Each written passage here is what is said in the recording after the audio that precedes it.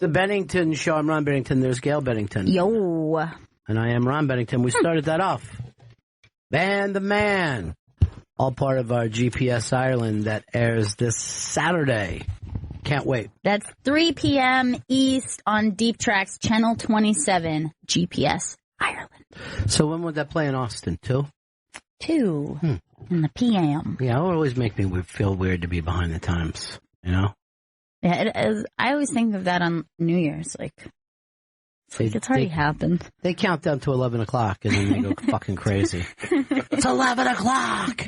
Fuck yeah! Shut down another abortion clinic! Texas!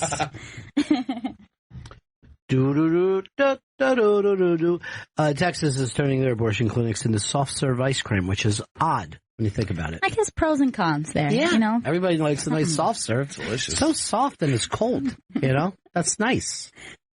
We got a lot going on today.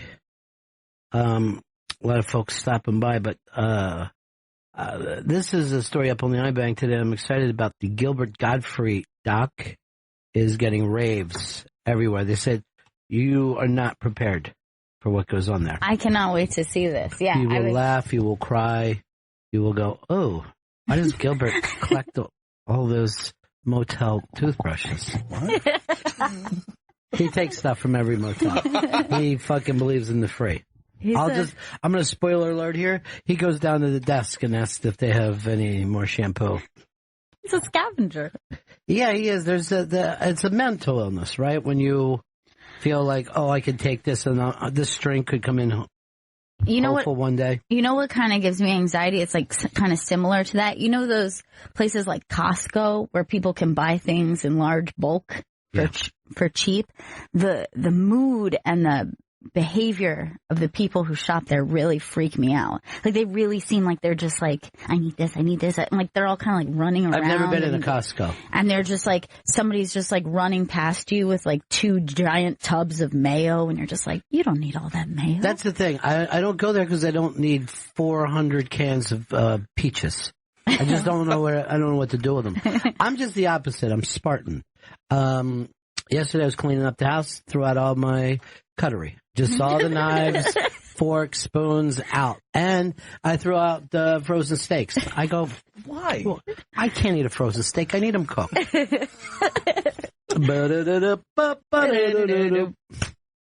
Man, who's better than Van Morrison? I can't think of one living human, past or present. I was, if I was Van Morrison, I would just wake up every morning going, fuck, I'm Van Morrison. I'm still Van? This is fucking so great. I'm still Van the Man? I think Van is on the spectrum the way he repeats words. He just he'll just fall into a word in the middle of a song and just keep going with it like 18 times in a row. Yeah, like he just gets one of those little verbal tics. And yeah, he's he just like, loves it. I like that sound. That sounds so good. Letterman has that too. Does he? Letterman during his show, what did Connor's mom give us today? Beautiful tarts. Okay. Little tarts. So the rest of the show, Dave would be like this. We've got tarts, Paul. Beautiful little tarts. And he would just say it over and over. Connor, love the tarts. Thank you. Is my mom's own recipe. They're raspberry tarts. Now, is your mom also Irish? Yes. Connor's entire family is Irish, so this GPS meant the world to him. Yeah. And there was a certain band that he said, his family said that they would beat him up if we didn't play. Right. We hadn't heard of them because we lived in the United States of America. Yes, we were not aware, but we didn't want him to be beaten, that's for sure. They're referred to as the Stranger of Ireland, the Stranger Band of Ireland. Well, we will be enjoying tarts. Thank you. Enjoy. And each of our guests will be offered a beautiful little tart. We should have had hot tea with us today. Oh, I know. But you know, I can't drink tea out of these kind of cups. I'm not a big guy when it comes to, I have to have a certain kind of cup. But I don't know what it is about tea. You don't like cups. hot beverages in to-go cups? No, it just fucking feels and tastes awful to me. I understand what you're saying. I am always afraid of the heat and spillage out of the the little thing. That's why I like to have to rip the whole top. You know, some people like just sip it like this. I have to like rip the whole top. When it's hot? Yeah. Well, a friend of mine, and this is years ago, got a hot tea in a to-go cup, and then he ended up killing himself. Oh, my God. He said it was just too much that he can handle. Jesus. Well, you know what? If it wasn't that, it was going to be something else. I mean, I'm not going to kid you about this. He had his own fucking problems. You know? Tim in D.C., what's up, buddy? Hey, guys. I've got a Bennington barometer question for you. Oh, boy, already. Bennington barometer begins. Oh, boy. It was a two-parter, but Ronnie already answered the first part yesterday. I've got one for Gail. Okay. I get 1970s Bowie. Spiders or post-spiders? Well, the spiders. I'm gonna go with spiders. Spiders. Bowie and the Spiders was the absolute peak of Western civilization. Eastern civilization, I believe it was the Great Wall. A great useless wall. Keep shit out. You really tricked out these paddles. Yeah. Today we have a whole new presentation for the Bennington barometer. Do we have to play Bennington barometer every day? And by the way, I think you kind of made these paddles kind of ugly. First of all, you were like, oh, I got special paddles. These are ping pong paddles. No more, no less. And if you wanted to put something on them, why wouldn't you have taken off the foam? I like the color. I think it makes it pop. Talk about being on the spectrum, huh? Mm-hmm. I like the color. It gives you comfort. What's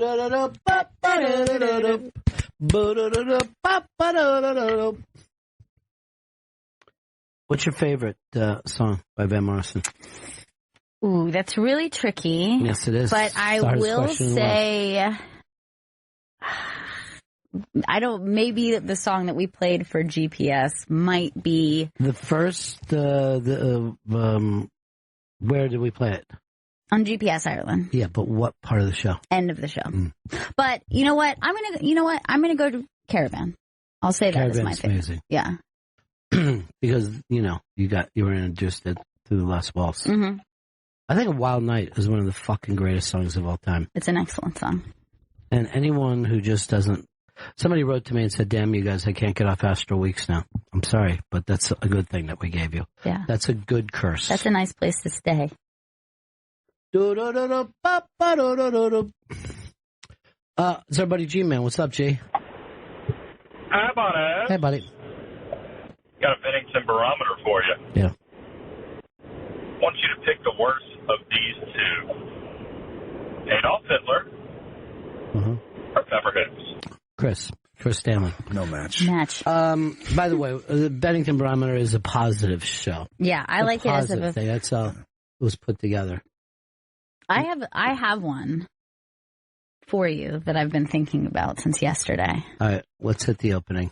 From the creative mind of Bob Fonseca of the Dudley and Bob with Matt Show, and movies like Brothers, Dogs, and God, Totally Baked, and Spy Kids 3D, Game Over, comes one of the single greatest games of all time. How well do you know Ron Bennington? Because it's time for you to play. Pick up a paddle and decide, will you win or will you lose? Bob Fonseca presents the Bennington Barometer. That's a little subtle, and I like stuff that's more in your face. Again, I still think we're not giving enough credit to Bob Fonseca. I'll be back at the drawing board. Also, we're out of time. That's the end of the show, so we'll see you again in 19... All right, so you have one, right? Jeez, I feel like it's got to be a good one after that. Well, first of all, yes, I will say this. No one has come up with questions as good as Bob yet. No, his were the best. His kept me tossing and turning. I felt like, how did I do that to Lou Reed and Sam Kinison? Damn it. Bub, bub, bub, bub. Bub, bub, bub, bub. Bub, bub, bub, bub, bub, bub. Bub, bub, bub, bub. That might be the greatest song of all time. Can we ever do GPS movie themes? Bub, bub, bub, bub. All right, so here's your Bennington barometer. Bennington barometer. Bob Fonseca presents the Bennington Barometer. What's the train have to do with the Bennington barometer? Because there's the train's here. You know what I mean? The train's pulling in. The train is here, Chris. How do you not get that? You're right. All right, Bennington barometer. Bennington barometer. Bennington barometer. All right, you left my name out of it now. Jean-Michel Basquiat or Andy Warhol? This was the hardest in a long time. They're both very handsome men, very odd painters. But I have made my decision. And it is a difficult decision. I'm going to shut my eyes and then you guys can turn your paddles. That'll be the new way of doing it. Turned. It's Basquiat or Andy Warhol. And I'll just say this. Andy's working, Andy's tired. No match. Andy takes a little snooze. I got it. No Thinks match. about paint and he thinks about glue. The reason is longevity changed the world. And of course, my second grade teacher who had a complete meltdown about the soup can that made me a fan of the fine arts from that day on. And all I wanted to do was see the fucking soup can that was not art. That's all I wanted to do. Finally found it in a puzzle in Wilmington Dry Goods. And I said, Mom, can I have this puzzle? I'll take it home and put the puzzle together. My mom said to me, that's junk. So I would just stare at the cover of the puzzle every time we went there. Bub, bub, bub, bub. Bub, bub, bub, bub. All right. You got another one? Was that it? Was that just like a one and done? It's up to you. I have another one. Do we have to start all the way from the beginning, or can we just do? I have the quick train one. I have the air horn, and then we have the beautiful opera piece. Yeah, the opera piece is 17 minutes long. That's a good one, but First of all, that's going to be covered in the next Yes album called Wakeman is a Wizard. Never knew Rick Wakeman was like a funny guy. Always thought he was a mysterious wizard. yeah, but quite silly and fun. Yes might have been my Game of Thrones. Because there was a dragon on stage playing bass. Bub, bub, bub, bub. That's in my head now. Bop, bop, bop, bop. All right, let's do another one. All right. Bennington barometer. Bennington barometer. Bob Fonseca's Bennington barometer. I feel like we're going to win this hockey game now. I really do. I think we're going to win it.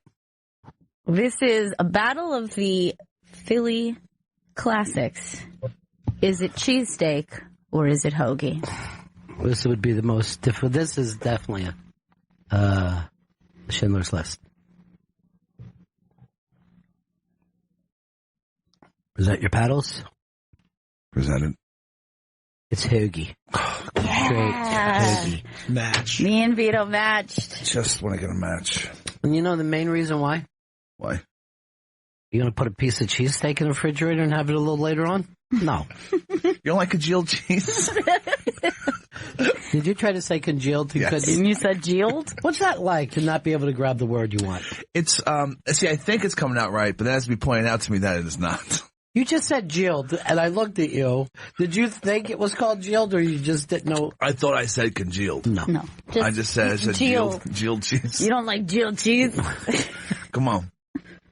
Is there? It sounds like there's geeled cheese in the back of your throat right now. Oh. Everybody is. We've got the springs. Yep. I was walking my dog this morning, and my throat completely closed up, and I was in a full-on panic. Okay. My head between my knees, just going. No, you didn't used to get. No, this is a new. Like I would say, in the last 2 years, 3 I'm years. the same way. I never had it my whole life. You got two uncles that get it bad. I used to laugh at them like they were pussies. I'm like, what is wrong with these these people are allergic to spring. It's right up there with being allergic to peanuts. The last couple of years, I'm getting it. I don't know what the fuck is going on, but I think it's chemical based, or the planet is heating up. It's such a thing.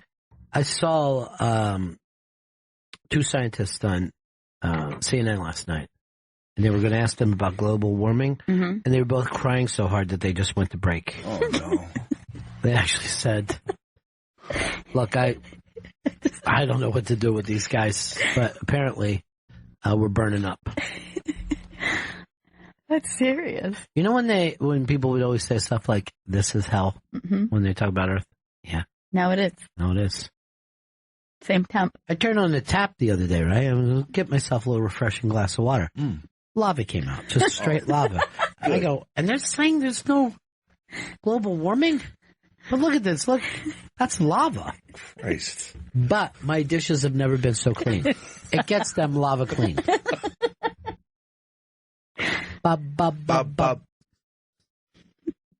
Now, what do you call it when someone's doing something and the other person has to start? That's got to be spectrum, right? Yeah, it must be. That's spectrum. I'm on some sort of spectrum. I don't think so. But it's almost like little brother syndrome. You know, like when the little brother has to just immediately do what their older sibling is doing. No one has siblings. I'm sorry. I was reading Twitter and Chris doesn't acknowledge They you. don't answer me unless you do. No. Chris is like, what does Ron want? What does Ron want right now? That's okay, guys. I was reading this thing, but I'll answer you now that I'm looking. I said he has little brother syndrome. He just doesn't realize. Oh yeah, he's an asshole. All right, now people are saying that you guys didn't correct me because I said it's a Schindler's List instead of a Sophie's Choice. But he was I thought it was a Schindler's List in so many ways. A lot of Schindler's List was chores. No one even brings it up. He had Jews that he wanted to save, but then he also, go and get to the mailbox today. Starting to really build up. Just a couple, around the house projects he hadn't got to. Yeah. All right, we're going to do one more, and then we're going to go on our way. All right. Try to have a show. Let's say...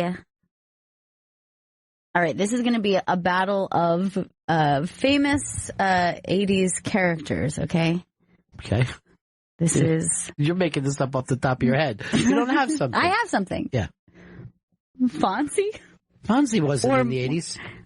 He started in the 70s, but throughout the 80s. All right, 70s. This is both 70s, actually. Okay. Fonzie or Mork? Mork? Oh, that was my answer. Mork. Well, I picked Fonzie.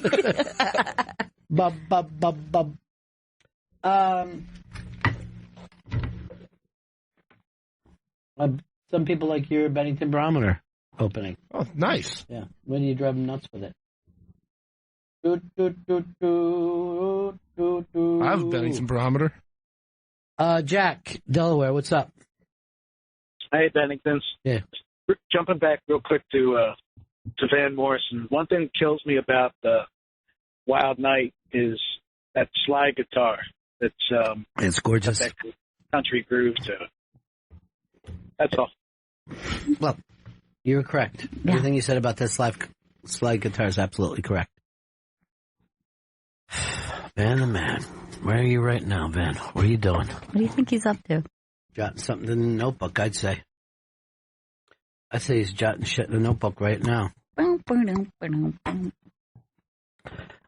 Gail, you put up a video on the iBang about dolphins are hydroplaning to catch fish in shallow water. That is the most wild thing. So these dolphins teach themselves so that these fish are getting hip to the fact that the dolphins are in the area. So they go just out of the edge of the just into the shallow water. And the dolphins in this pod, there's only a couple of them who have learned to do it. So there's a dozen of them, but only 8 have figured out how to do it. 4 idiots. They just completely, they start going super fast, shoot themselves, skim across the water, and hydroplane so they can almost beach themselves. It's fucking really wild. All right, let me see this. Fast forward a little bit. Where's the beach at, do you know? I don't know where the beach is, but there he's. Wow, that's and cool. then he's just skimming the surface. You know why they're doing this, right? There's a lack of fish. They're forced to do this. This is like seeing like humans eat out of a trash can. But it just feels like, what next? They're just going to be walking on land. They will. If we don't have any fish, they're going up to taco stands to get fish tacos. They're going to slide right up. Look at how crazy that is.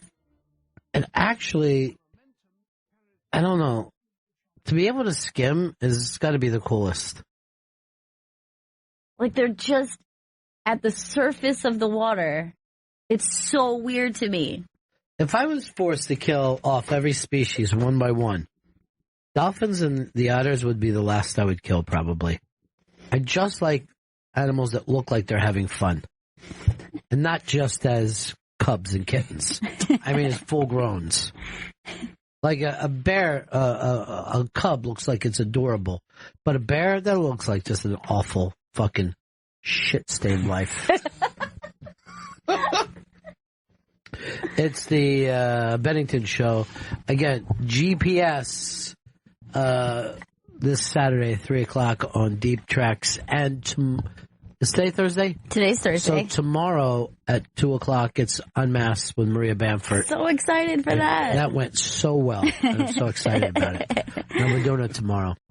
I don't want to let her down because she's great. I know. She's so fantastic, and her special is so great. It's very funny. She's crazy funny. And it's also, it's set up like she's doing a lot of comedy in wacky places before she ends up. And I'm like, okay, this sticks a little bit. It's just not a person in a microphone. Right. Which is sad because it should be a person in a microphone. You know what I mean? Like, I wonder if we'll look back like years from now and it'll all look like MTV videos. Like, what were they doing back then? Oh my God, that's so silly. So, yesterday, I'm in my neighborhood. And there's these 2 Hasidic Jewish young men. Wait, is this a street joke? No, this is a real life. Okay, this is living in Brooklyn. Great, I really like the opening. And I'm walking up to the corner, and one of them stands by the edge of the road, starts to stick his thumb out. He's fucking hitchhiking in the city. I have never seen this before. Because at first I'm like, is he just confused? Does he not understand, like, you hail a cab with your hand in the air? He's standing there for a while. I'm just watching them. After a little while, cars passing. Car pulls over. Hasidic man picks them up. And they're hitchhiking. Oh, that's smart. I had no idea this. It's called Hasidic Uber. Is the way it works. But this is a weird thing. Like, I was like, nobody's using their phone. They're not on a phone service or anything. So this is like they're hitchhiking, old school hitchhiking. Yeah, and it was not like that guy did not have like a little tag in his window. Like, so he was just hitchhiking in the city. So I looked this up. Apparently, this is a fucking super common thing in the Hasidic community. I had no idea of this all this time, that they just hitchhike. And then someone, who is Hasidic will pick you up. I would do it if I was Hasidic. I'd go, a Hasidic kid needs a ride. But here's the problem. Of course, the reason I was able to find out it was a thing is because of crimes that have happened, hitchhiking-related crimes, rapes, assaults, all this kind of shit. Because they're told you can trust anybody in our community, and it's not true. But it's just so weird. I can't even remember the last time I've seen someone hitchhike. And then to see someone hitchhike in the city while cabs pass by. It was so weird. Well, first of all, I didn't know it took place. But when I was a kid, we used to hitchhike all the time. When I had a girlfriend like 2 towns over, I hitchhiked every night when I was like, I don't know, 7th or 8th grade. I've never done it before. Hitchhike down, hitchhike back every night. And like generationally, I feel like by the time I was a kid, it was like long gone. It was already everything demonized. was long gone. You started to have play dates by the time you were a kid, and I had to fucking sit next to people's parents. You had no play dates. Okay. That is such a lie. That never happened. I'm saying theoretically I did. That is the biggest lie. Theoretically, I did. You call it lie, I call it humor. I knew one. These lies that you speak of fed you and your brother. I'm sorry, Chris. You want to step on me? Oh, no, I did not want to step on you. I knew one dude who hitchhiked in college. He would go to and from White Plains because he didn't have a car. To and from. Did he go to and fro? So this is at Purchase? At Purchase, yeah, in college. So that's just asking a ride from someone you go to college with. I mean, but he sometimes wouldn't know them. He's like, hey, he would go out onto the fucking road and be like fucking hitchhike. Right before it, right? Yeah. Well, that's going to be an easy pickup, but because you're going to get people coming to the city. But how about getting picked up? He would be in White Plains and try to get a fucking ride from someone There was there. a bus. There was a free bus to Purchase. He was a strange man. Let's see this. He also had syphilis. This story is, I think he got on the free bus, later got off and said, I just hitchhiked. This would be fucking funny because if you were hitchhiking, let's say on 6th Avenue now, a fucking cab would just pull over. They're just going to see a person with their hands out, right? So then when they say, all right, that's fucking $12, you go, excuse me? I was hitchhiking. Not only did I get picked up hitchhiking, but sometimes those same people would smoke weed with you or share a beverage. Were you ever in a sketchy situation while you were hitchhiking? One time, me and my buddy, we hitchhiked to the mall, and we got picked up by some drunk drivers. They were almost like, I would call them greasers. And they were driving fast and yee-hawing, but they weren't being mean to us. They were just living a crazy fucking life. Right. You know? And I remember thinking, I was literally in the back seat in between two fucking stoned fucking greasers. And I was thinking this, clowns to the left of me, jokers to the right. And in my mind, if I told that story now, I'd say it was playing on the radio. But how could it be? But I actually remember it now. I have a memory with a soundtrack, but nothing happened. You know, nothing happened at all. Hitchhiking, it wasn't fucking considered dangerous. That here's what's weird: the road that I hitchhiked on every night did not have sidewalk, and I have a friend who got killed walking on that road. So my way was the safe way. That is safer when you think of it. But every person who picked me up was a Hasidic Jew. Odd. Kids in my high school used to hitchhike that lived in Breezy Point because it's so far past the train that they'd have to take this town bus to the city limits and then just find somebody by the highway that would take them to the train in Brooklyn. I will tell you this because I read the review. I don't want to give it away. But I told you about the documentary that's out on Gilbert. I don't have the name of it, but, you know, it's a Gilbert doc. You're not going to confuse it with other things. He, going to gigs, takes the China bus. Does he? Yeah. I've done that a couple times. But you're not a full-grown headliner who's been on TV and has a documentary. He's very tight with money.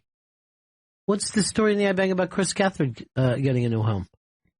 He's going live now. So they just announced today, True TV, his show, it's going to be a live show. Yeah, but it's on True TV. It's moved off the, what was it, the stupid Fuse, which I can never find.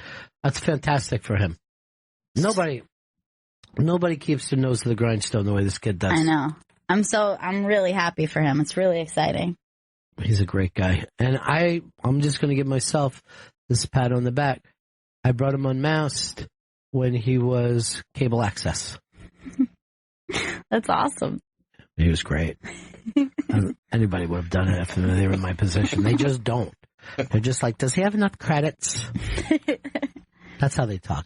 Does he have enough credits? That sounds annoying. And weren't we supposed to have somebody stop by early in this hour? Oh, yeah, Brad Steiner. He's hanging out in the booth. Why would he hang in the booth?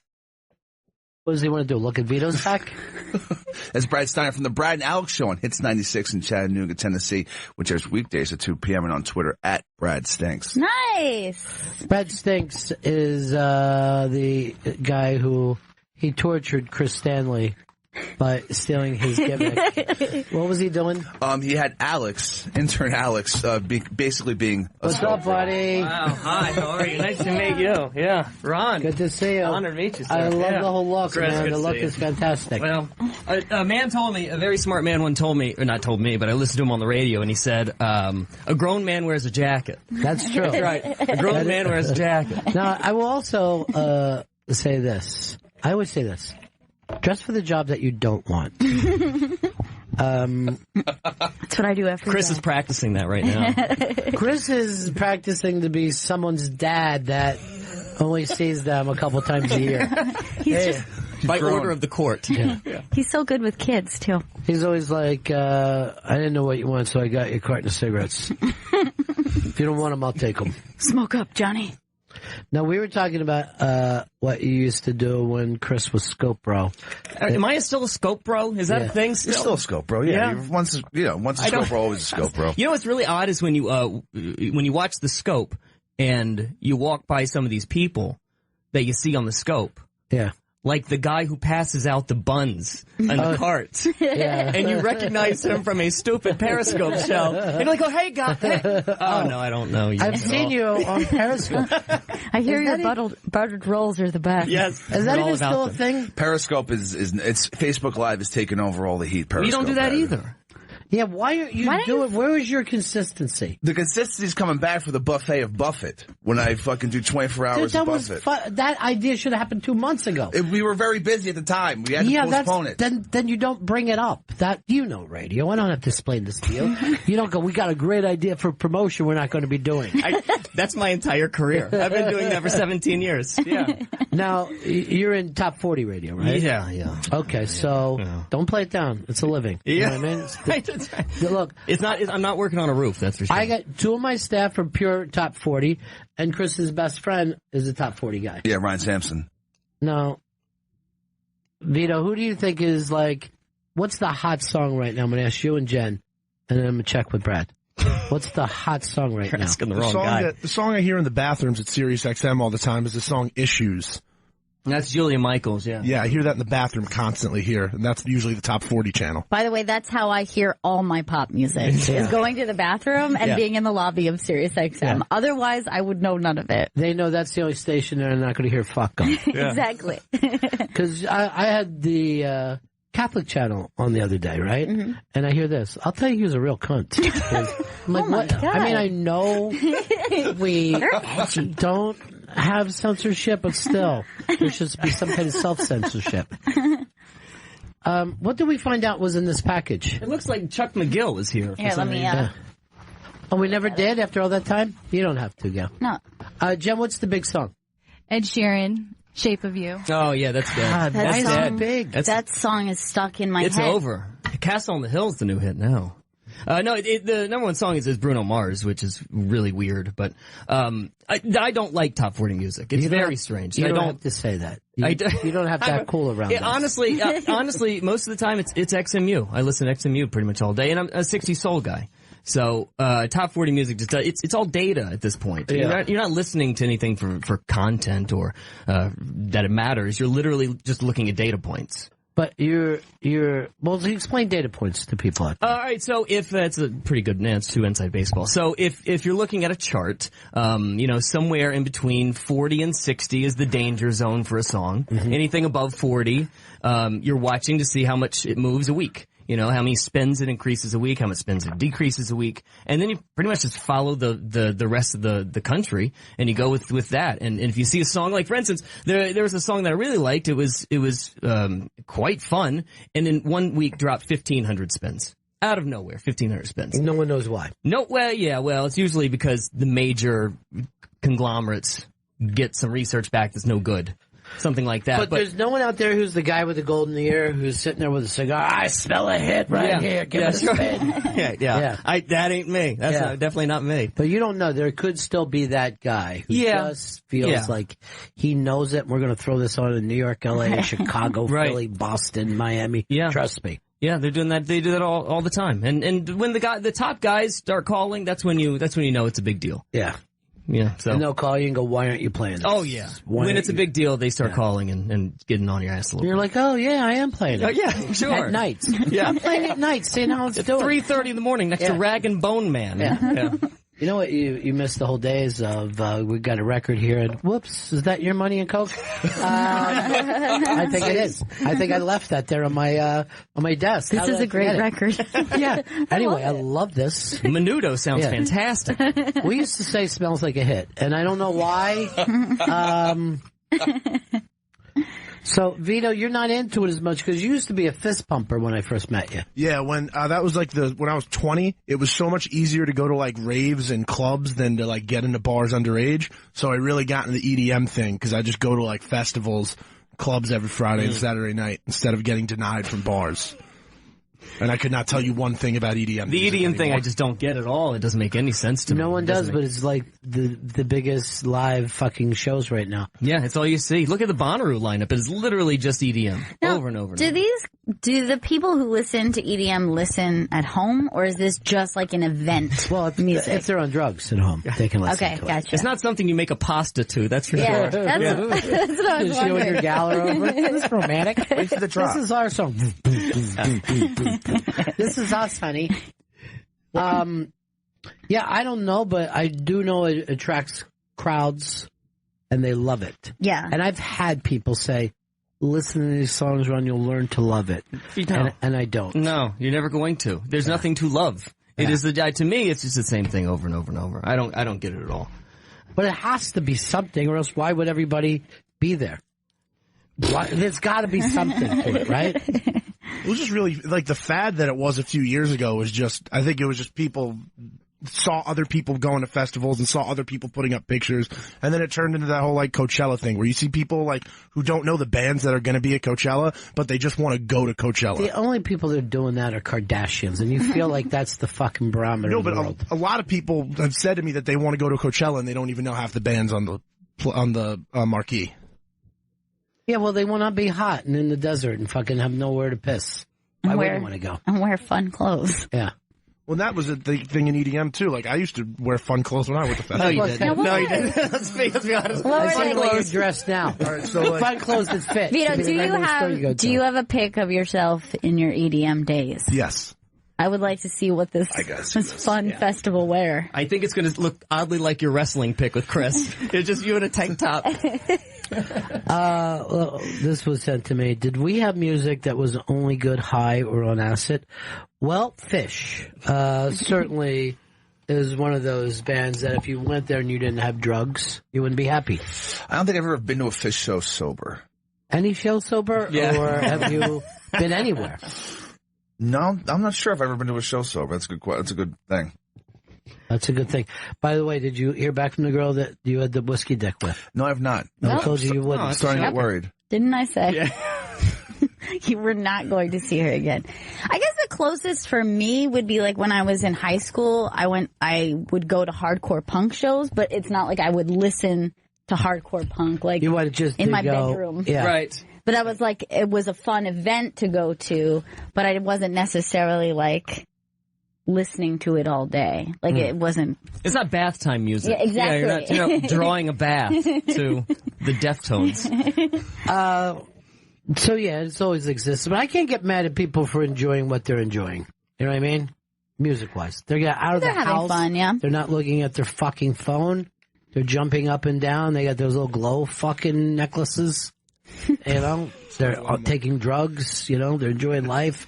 They're dehydrating and dying and fucking... I think it's just great. I spent a lot of money on gloves that lit up, glasses that made the lights look different. No, I threw about a year ago. I threw the invite to Bonnaroo to Chris. He could come as our guest and sweat it up with me in the Bonnaroo or the Tennessee desert, essentially. I believe I was sober at the time. I don't think I'd be able to handle Bonnaroo sober. To you, huh? I couldn't handle Austin. Oh my God, he's not fucking lying. No, everybody gets to see it but Chris. Come on, I gotta see it. Oh my God! Put that up on Twitter. Did you eat the other two guys? Oh, yeah, that was Slurpee House Mafia. You were smaller then. Yeah, I was in much better You shape. actually look good there, man. Thank you. Look at the guns. Yeah, because you know what? He had a year where he ate lettuce and chicken, and that's it. You know, what is the DX thing that you're doing? It's literally DX. It was literally DX. Quite literally, he's giving the chop. That's Slurpee House Mafia is what we called ourselves. We went to 7-Eleven and bought every article of clothing they had there and wore that the whole weekend. Who cares? Who cares? You and your friends are cool, and your fucking stories aren't interesting. Slurpee House Mafia is awesome. I love that. I love Slurpee House Mafia. Now, were you taking drugs? Yeah, I was taking a lot of drugs back then. What drugs? I was doing Molly like 3 times a week. I was doing good amount of cocaine, weed every now and then just to come down from the high. It's called landing gear in the business. In the business. And you'd be better off, seriously, with a fucking, some nice fucking Valium or something that you kept it in a secret place in your bedroom. Like, fuck, I think my heart's exploding. Better eat all this Valium, and then I'll be safe. I'm gonna make a fucking medical move right now.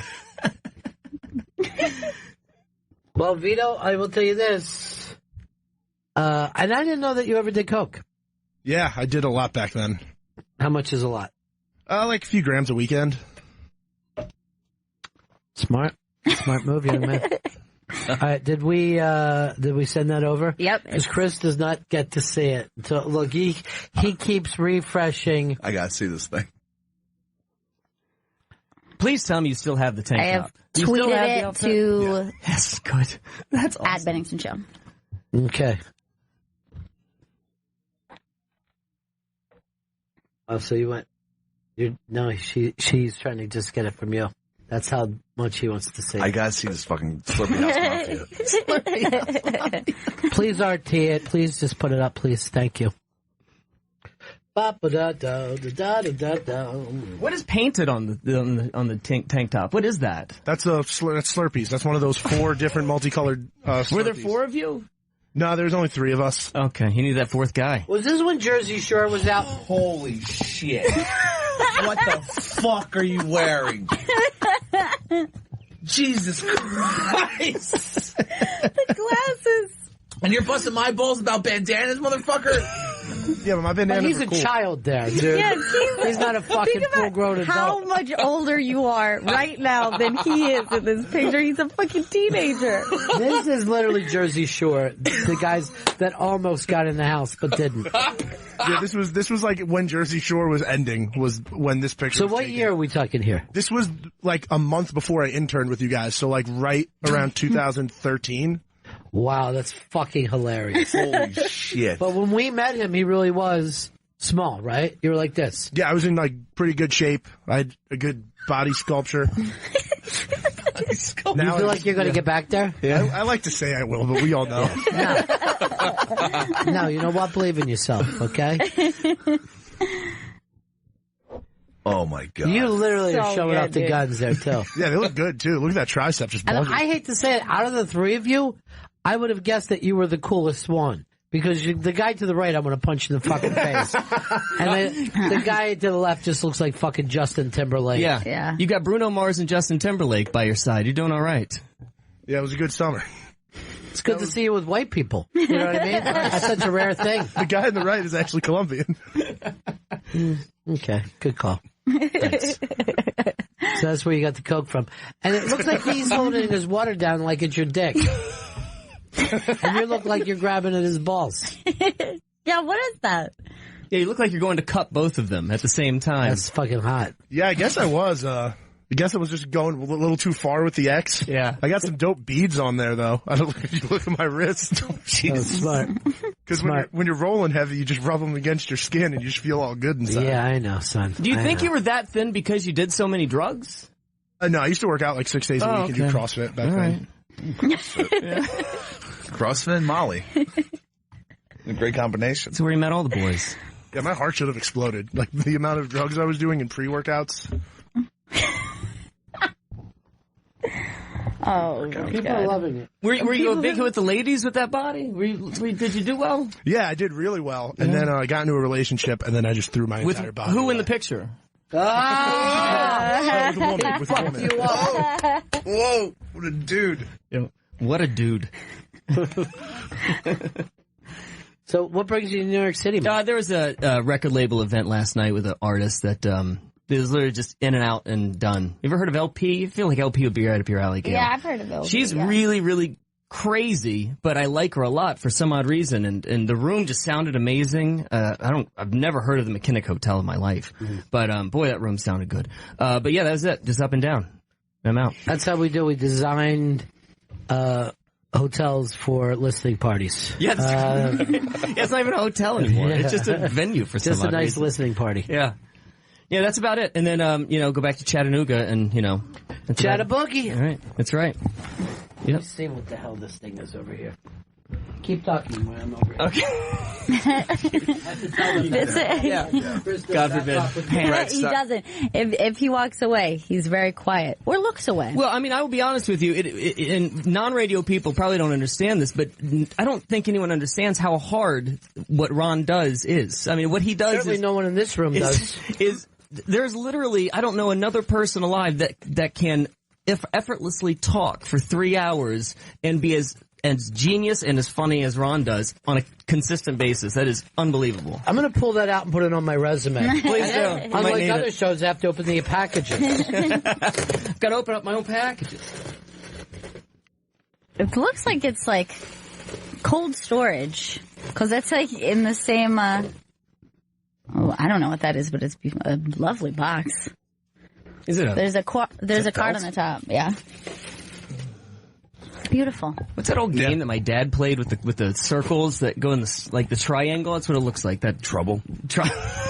Yes. No, not that. The one that's like on. Yeah, you open up the case. It's almost like a suitcase, and it's just Parcheesi. I don't know what game it was. Old people games. That is a beautiful box, though. And,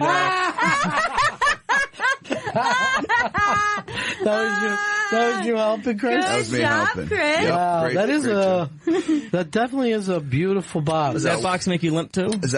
Come on. One time. One time, yes. How about if you sucked a cock? Yes. Would you be able to say that? Just one time. I just sucked it once. Big deal. Is that lime green? I mean, maybe she found out that you were licking that window last night. Oh, yeah. We did a thing to Chris. You know how he's afraid of children. So we come in and there's some kind of Kids Incorporated thing singing, right? Those little kids were singing so fucking hard. It was crazy. They were like Kids Bop kids, and they were in there in like full performance, like in their like bright neon clothes. So I see Chris and I say, "Hey, Trey is down there." I go, "He's not with the fish guys. He's with some other." He runs down. He sees the children. He starts to run away. A fucking horror. So there's like 7 kids in there fucking going nuts. I see Spencer and he's like, "What is that all about?" And I go, "Chris is afraid of children." And he goes, "Why would anybody be afraid of children?" And I go, "It's because what he'll do to them." And then Chris was yelling out, "I don't fuck kids." Down in the hallway. In the hallway. In the hallway. I don't want to get a reputation. I'm not a pet. I don't fuck kids. Chris. Are you afraid of like blue lights showing up whenever you're around? No, I don't. I'm not. I don't like kids. That's it. It's the only time you can get a hard on.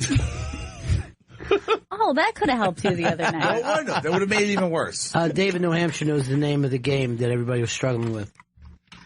Hey, this is Steve, but that's okay. It's not your fault. You didn't type it wrong.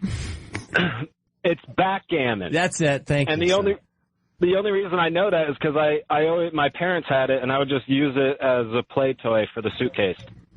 I have never heard of that. I mean, I've heard of the game. Yeah. I've never played it in my life. It's always weird when I have no idea how to play. Yeah, but you would think people enjoy it. Why haven't I played it? Dude, you have one of those old things with your like dad that you used to bond because you never had anything to bond with dad for, or mom. That was the game that me and dad had to play because we just had nothing in common, didn't do anything together. The Cubans in Miami always sat on the beach and played dominoes. Yeah. And I'm like, man, you smoke a cigar, you're wearing a comfortable fucking barber shirt. That looks like a great game. I'm a big fan of bocce as far as a yard game. That's great. Well, bocce is the greatest game maybe ever invented. It's so good. Now the French play a game that's very similar, and they don't call it bocce, and you're going, "Oh, like bocce," and then they'll get mad at you for saying it. So these are chocolates. Yeah. Open them up and see if anybody like a chocolate. Take them around and have everybody have a bite of the telephone cake. Michael, I understand that your money has not shown up yet. You know what I love about that scene? It's like the most vicious man in the world. But he just seems so like gentle.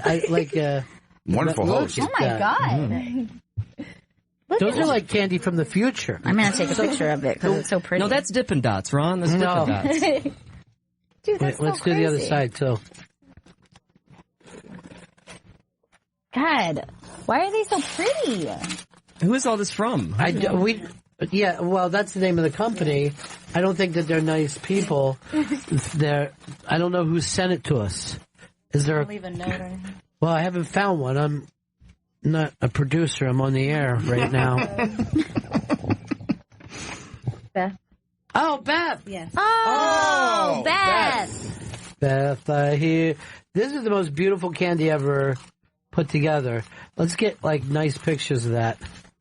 I don't know. Jen, you take it over there and you take know, like like a nice they, one. like you even say, too good to eat. You know what I mean? It's art. It's food art. You're about to make a fart joke, aren't you? Hey, You're about to say it's farts. No, that would take some thought beyond just what's on the. But what was the thing that we laughed so hard when Chris said? Oh, that is one beautiful box. That is one beautiful box. In a voice that I've never heard of do. That is one beautiful box, Ron. I'm sure if we Really checked stunning. into it, it would be a Ryan Sampson impersonation. I noticed somebody said something about the box, and I just want to add my 2 cents.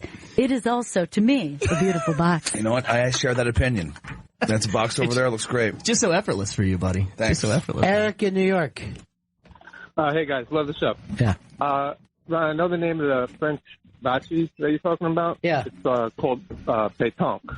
Now, how is that any different from bocce? Well, there's no court. You play it like on an open kind of arrangement. It's a steel ball, like the size of a baseball. Okay. And you kind of keep your feet together, stand in one spot, and kind of throw it with your hand over the top of it, and like an underhanded kind of thing, but with your hand over the top of the ball or the ball. See, those are the type of games that you just want to play endlessly over a summer. You know what I mean? Yeah. Like any kind. There's never been like one of those backyard games I haven't enjoyed. I just did a Airbnb last weekend, and they had a whole croquet set up, and I didn't do it, but I've never played croquet before. But I was like, I should have done it. I'm Yes, like, you should have done it. When is another opportunity? Now, the thing to play about croquet is you really need to have nice cut grass. Right. Because, when you don't play it that way, you're like, croquet sucks. You need a nice roll. And there is people that play in Central Park all the time. Oh, and yeah. they dress all in white. And it's actually relaxing just to watch them play. It's a very classy looking game. Yeah, it is. It's old waspy. Mm-hmm. Don't you feel like you need to be dressed up in fine attire? Yeah, and they do. They do. They dress up nice. There's only whites and a light pink, just a hint of pink. Just so soft, that guys. baby pink. Yeah. And I don't know. They just enjoy the summer being as white as fucking possible. You put on like one of those hats that Alan Alda could get away with. Yeah. It's kind of a weird, big fucking Gilligan's Island hat. Well, the Derby's this weekend too, right? The Derby's this weekend. People who don't like horse racing put on gowns and off they go. Is there a horse everyone's talking about yet, Chris? I haven't been paying attention to it this year. You're my horse guy. I know. You didn't pay attention last year either. Guy. You dropped out of your horse love. Chris's dad was a fucking, a railbird, and his dream was Chris was going to be a jockey. And they gave up that dream when Chris was 4 years old. It's not going to happen, kid. And then they started saying, could we get him on the TV show Toy Box? One apparently, good-looking box. Apparently, I'm the new kid on Toy Box. Is anyone watching that show yet? I started because I couldn't believe that kid is a host on the show, is one of the judges. He is so fucking fun. I just watched the episode where he's just like, say hello to my little friend. It's like, that's not a movie for children. And like all the other kids really, like you were saying, all the other kids just look at him like he's totally insane. Like the other kids will be like, this is a great toy, but it seems like it's unsafe. What do you think about that? Or they'll be like, does it come with other accessories, and he'll just jump in and be like, if you want this thing to fly in the sky, you're going to need an elephant's foot. You ever think about that? And he's just like, no, I guess I never did think. The other kids are just looking at him like, what the fuck is this kid talking about? Well, there is a thing in life, and I've seen it from both sides. The kind of kids that adults love and the other children punch and taunt, right? And that kid is so, and I've seen it. Yeah. Like, you would be lucky to have a weirdo kid like that. You would laugh every day. Like, that kid would just say shit that, but then he would go to school and his life would be hell. Right. But he would be hilarious at home. Like, that kid is so fucking funny. Well, there's always a kid who, like, you want to go out and play? No, I want to sit with granddad. Yeah. That's the kind of kid. I'd love to spend an hour whittling with dad. Yeah. Those kids, adults are just crazy about them. And the other kids just kidney punch them all day until they hopefully bleed out their fucking dick until they're dead. I gotta get home, Grandpa, to watch the Powerball. They love it. Hey, James, Utah. James, what's up, buddy? Doing. We took bocce ball to the next level, and we played all-terrain bocce ball. We get a cooler of beer, we take it out into the hills, we take our bocce balls, and instead of playing on the grass, we play in between the rock and the sand and the trees, and you make up a different hole every time. I'm fucking 46 years old, and it's one of my most favorite things to do in the world. We'll go out there and get shit-faced for a couple hours, throw the bocce balls around. It's fucking awesome. You and your friends are extreme, and you should be putting on president masks and robbing banks. That's how fucking extreme you are, dude. Wait a minute. Don't you know who this is? That's Johnny Utah. I think it's like funny they know who Johnny Utah is, but they didn't know that he decided after school not to go into the pros and to go into the FBI. Yeah. Because that would have been a big story. The Johnny Utah? Hey, man, even though we all look like we're fucking headbangers, we dig you. Did you ever see the updated version of that? No, I never saw the new one. No, I tried to watch it, couldn't. Terrible. I couldn't. Terrible. Yeah. It's taking, I could just tell from the trailer, it's taken everything that's great about that movie and removed it. So there's no point. They also, like, the thing of that, these were like fucking surf bums that if they could just get enough money to last the summer, they were happy, they were living, right. These guys, I don't know how they go from one fucking side of the world to the other, and And they're not surfing, right? Like, they're doing all the other extreme sports. They're doing all the extreme sports, but I'm sure they can they're surf. Like wingsuiting and stuff. Yes, they are. But into caves. They go from the sky down into a cave. But I couldn't even hang with it long enough to watch it move on. But has that ever worked out for a movie when it's brought back? And it's been as good as I don't remember a time that could. I don't know. You have to ask The Rock because he seems like what is his doing this summer that he's doing? It's the old Baywatch. Yeah. Now I saw the thing for that, and it looks like a Baywatch parody. Like it's supposed to be. I don't know why the lifeguards are shooting guns, but. It looks like they're just doing jokes. I think it's like the same kind of style as 21 Jump Street was, where they're just taking it and making fun of it because. But the audience isn't old enough to remember these things. Yeah, I never watched Baywatch once. And the people who were around when Baywatch is on, they don't feel welcome at the movie theater anymore. I went to go to a movie the other day, AMC. The guy goes, "Excuse me, sir, this is a movie theater." Okay, I'm sorry. I'm going to go back and watch Netflix. You just don't feel like an adult. The movies are gone. These are just giant video games for people. And I'm happy to hear this from two different friends that the Guardians of the Galaxy 2 is fucking terrible. Really? And one of my friends, I don't want to say who it is because she's a famous reviewer, said, "I now hate Chris Pratt, who I used to love." Oh my God. Yeah. And everyone loved the first. These are people who liked the first one? I saw the first one and it was just, I thought it was horrific. And nothing wrong with Chris Pratt, but nobody could make this work. You know what I mean? Nobody could. I don't know why I told you this. I saw a Netflix. This is how much the world has changed, right? So I see this Netflix documentary about this photographer. And he was a photographer that was there before the Beatles came. Yeah. He was standing next to Bobby Kennedy the night Bobby was shot. And they were actually saying that like he became friends with the Kennedy family and went on vacation with them and shot stuff. And Kennedy gets shot right next to him and he just starts shooting. He doesn't try to help. He's just shooting. He goes, I'm a photographer. That's what I'm there. That's my way of helping to show the world what happened. So he shows this thing of Jack Nicholson that he shoots, right?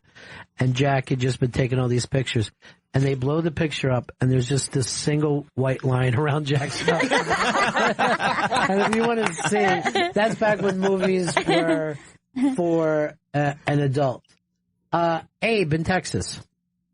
Oh, hey. Love you guys so much. Thank you. I can't get this out of my head. I haven't seen the remake to Point Break. Yeah. But I feel like that was already done with Fast and the Furious 1. It's a complete ripoff of the exact same story.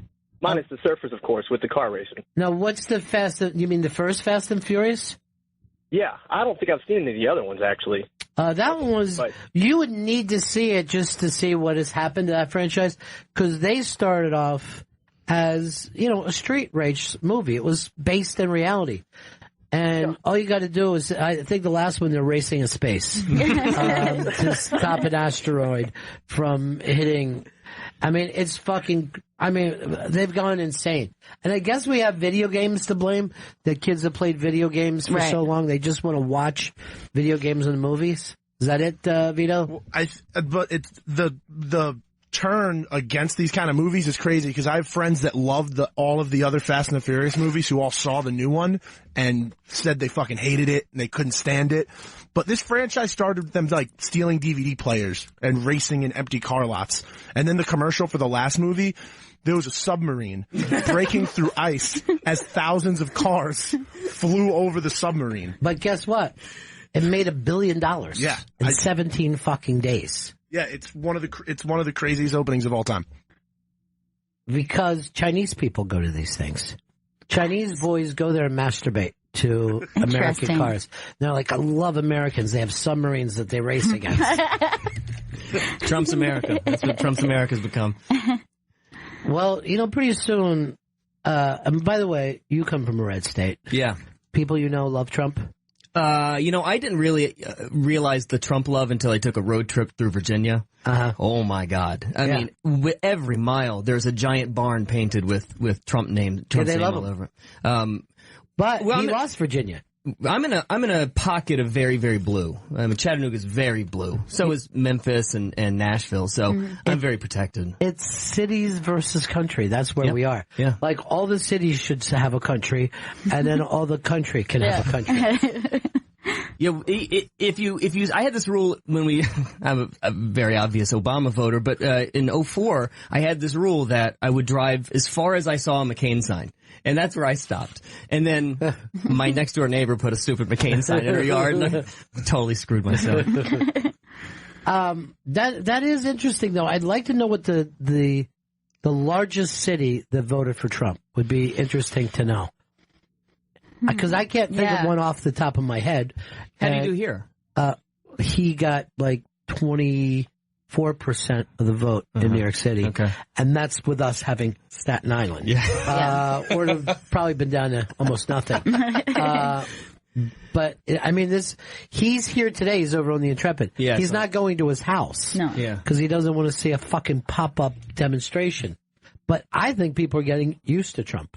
I do. I think that it is, it's definitely happening. I think that there was like all this excitement, anger, frustration, fear, and now it just feels a little bit beat down. Like I know I'm exhausted by watching the news. And when at first I was like, it was like a train wreck I couldn't like turn away from. Yeah. Now I feel like, I don't know if I have the strength to watch the news today. People adapt.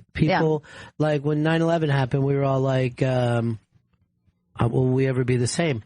I don't know. A few months later, I was eating a fucking cheeseburger at a place right across from the pile. And I was just like, yeah, I know. It is a good show. I'm going to watch it. You know what I mean? Like, you're just like, the American flag should just be a three-legged dog. Because the three-legged dog adapts and says, this is it. They don't even remember having four legs. They don't even feel or sorry? 5. Which is it? I never remember. Does the dog have 4 legs or 5? Here's Zach. Zach, what's up?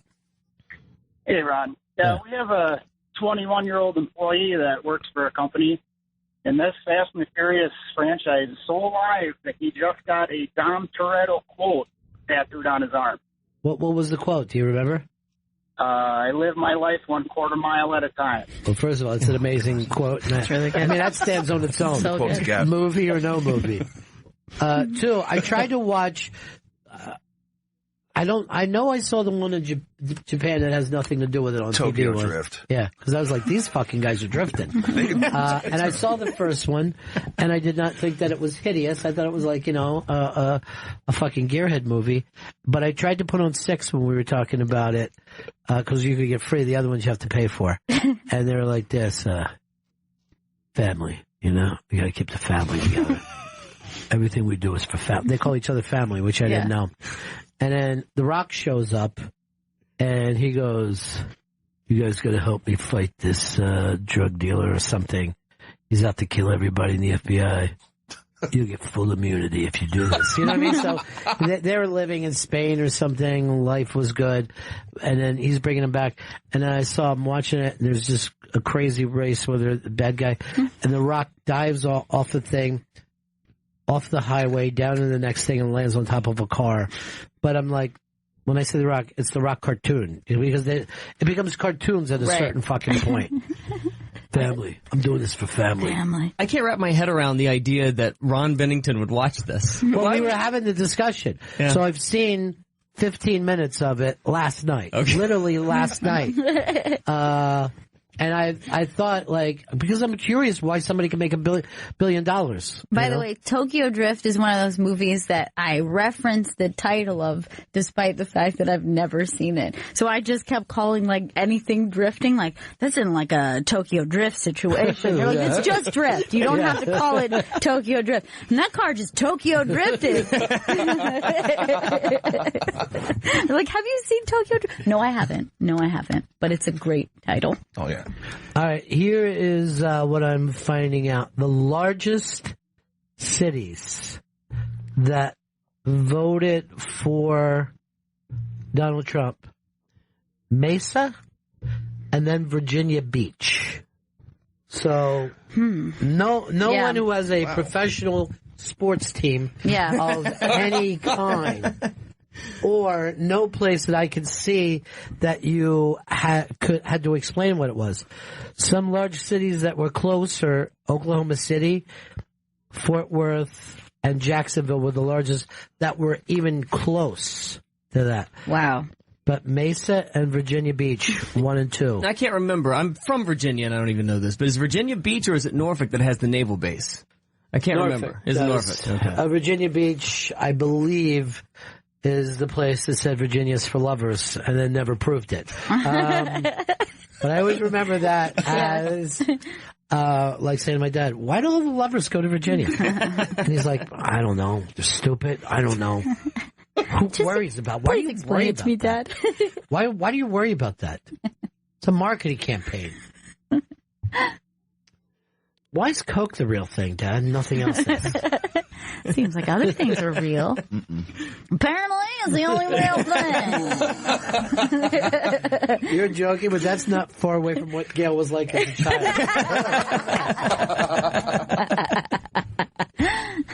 I watched the first episode of Toy Box and I found myself getting really mad at the toys getting denied. Like the worm race game. Well, that one was a terrible idea. That looks like it would be a hit with children.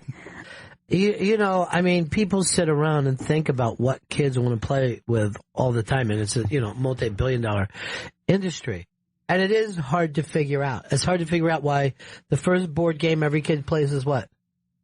Candyland. Candyland, yeah. And this would have been true in 1951. You know what I mean? I don't know why that is. Is it because of the colors, the name Candy's in it, the fact that it's no fun whatsoever? That it takes no skill. Yeah. But, and I'm sure now to know what is a collectible. Like they're always saying, you can collect these. Right. You gotta really love it first. There's no reason that Pokemon would be better than some kind of collecting funny bears. Yeah. But the kids like a Pokemon. It's a toss-up. Are kids playing board games anymore? Do they have any? I don't even. They play apps. Yeah. They play apps. It's just what children do. Yeah. Board games are for adults now. Strictly for adults. Candyland's been... I don't even think adults play it. My buddy had a Kickstarter for a board game, and he fucking pulled in like $2 million. But it was like some specialty. Did it take off? He's still doing it for a living. Was it a trivia game? No, it has like miniatures and shit, like a role-playing game. So explain it. I never played it. I don't even understand the game, but it says miniatures, it's a role-playing game, and it's a board game. The only role-playing game is fun is Bad Uncle. And you still have to say, I'm not into this. I just thought it would be fun. You know what I mean? It's like I'm not into it. I just thought it would be a fun thing for us to do something different.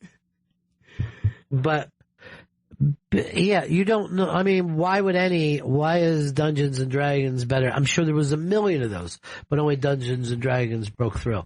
But I don't consider a role-playing game to be a board game. I think a board game is the thing. Right. Monopoly is a board game. Parcheesi is a board game. And then they always would try to do like, let's make a deal, the board game. Right. You're like, that's not as fun. Who wants to be a millionaire, the board game? Yeah. I had a Jeopardy board game when I was a kid, just because I like the little sliding things on the board. They had a Family Feud that you could set. Yeah. But when the board game is, I want to be the host, it's not a good game. You're fighting over who gets to be host. I'll be Wink Martindale. Yeah. You can be the family that I don't want to talk to. Now, Family Feud is back bigger than ever, and it's always, we talk to over 100 black people. And seriously, when favorite beverage, and it comes up as grape soda, I'm like, you're not including everyone. And it definitely is more diverse, but it's never a black family against a black family. You ever notice that? It's always a black family against a white family. Yeah. They try to keep it inclusive. It's Race Wars is the name of it. It's not inclusive if you're saying, oops, no, sorry, not your turn. You're black. That is not inclusive. You got to be inclusive. It's like, we don't notice. They're like, we have an Asian family. What do we do now? Yeah. Who would you have the Asian family replace? The whites or the blacks? I think that you have to have them replace the whites because, I think that you've got a standard black family viewership, but I think you've got to keep them. Let's check with Jen. She's from Trinidad, and I feel like Trinidad, you are outside of the race problem completely. So Family Feud. Now, you watched the show? I watched it a couple times. It's always a black family against a white family. Yeah. Okay. So if an Asian family come on, who would they replace? The white family or the black family? I probably would think the white family. Because they are closer to white? I would think so. How do you think the ranking That's not how goes? we see it. Yeah. It's interesting. That's interesting. This room of white people disagrees. So, where would the rankings go? Like, who lines up on the white side? Who lines up on the black side? Like, where would who would a Puerto we only Rican get family? two That's races. definitely black side. Okay, see, that's interesting. Definitely. The Puerto Ricans would go on the black side. Yeah. Anything Hispanic, I think, would be on the black side. Dominicans? Definitely. But let me give you this. What about Argentinians? Black side. See, I would have went white side for that. They're more white. Yeah. Maybe the only ones that would go on the white side, I'd say, are some Cubans. Light Cubans. Yeah. Who don't feel like they have anything to do with Puerto Ricans. And that's why, people will go, oh, do you believe that Trump has that much of a Hispanic vote? I'm like, you think that Puerto Ricans and Cubans give a fuck about Mexicans? You're a bigger racist than I thought. They don't like each other. There was race problems in voting in Miami when I was down there, and it was Cubans versus Puerto Ricans. Whites and blacks were out of the fucking picture completely.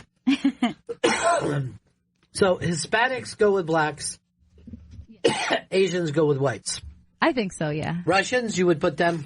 Super white. No. Definitely the white side. Tough one here. Jews. White side. I would just say you can't play. Yeah. You never see an all-Jewish family on there. And yet, Jews own the show. Interesting, right? God. And the network it plays on. But Indian people. Native Americans, you're saying, Jesus, right? you're so Native racist, Americans, Chris. yes. Good Lord. Right, I'm not a racist. I would say black side. Because when you said Indian, I thought you meant From India. You know, Native because I'm not American. racist. Oh, okay. See, it's the racism coming through again. Yeah. Arabs, where would they go? Black side. Okay. We could have a new show where you just pick whether people are closer to white or closer to black. Chinese. Red Chinese. I would say white side. Okay. Now, Filipinos. Black side, I Thank think. you. Wow, interesting. Yeah. How about Thailand? I would say black side. Yeah, me too. Southeast Asia. Me too. Yeah. From Burma, black side. Or is it Myanmar? What about South Koreans? I'd say white. Interesting. North Koreans, black. Chris? What? Isn't it interesting? I don't like it. Isn't it interesting? In Korea, the rough part of town is the north side. You just never know.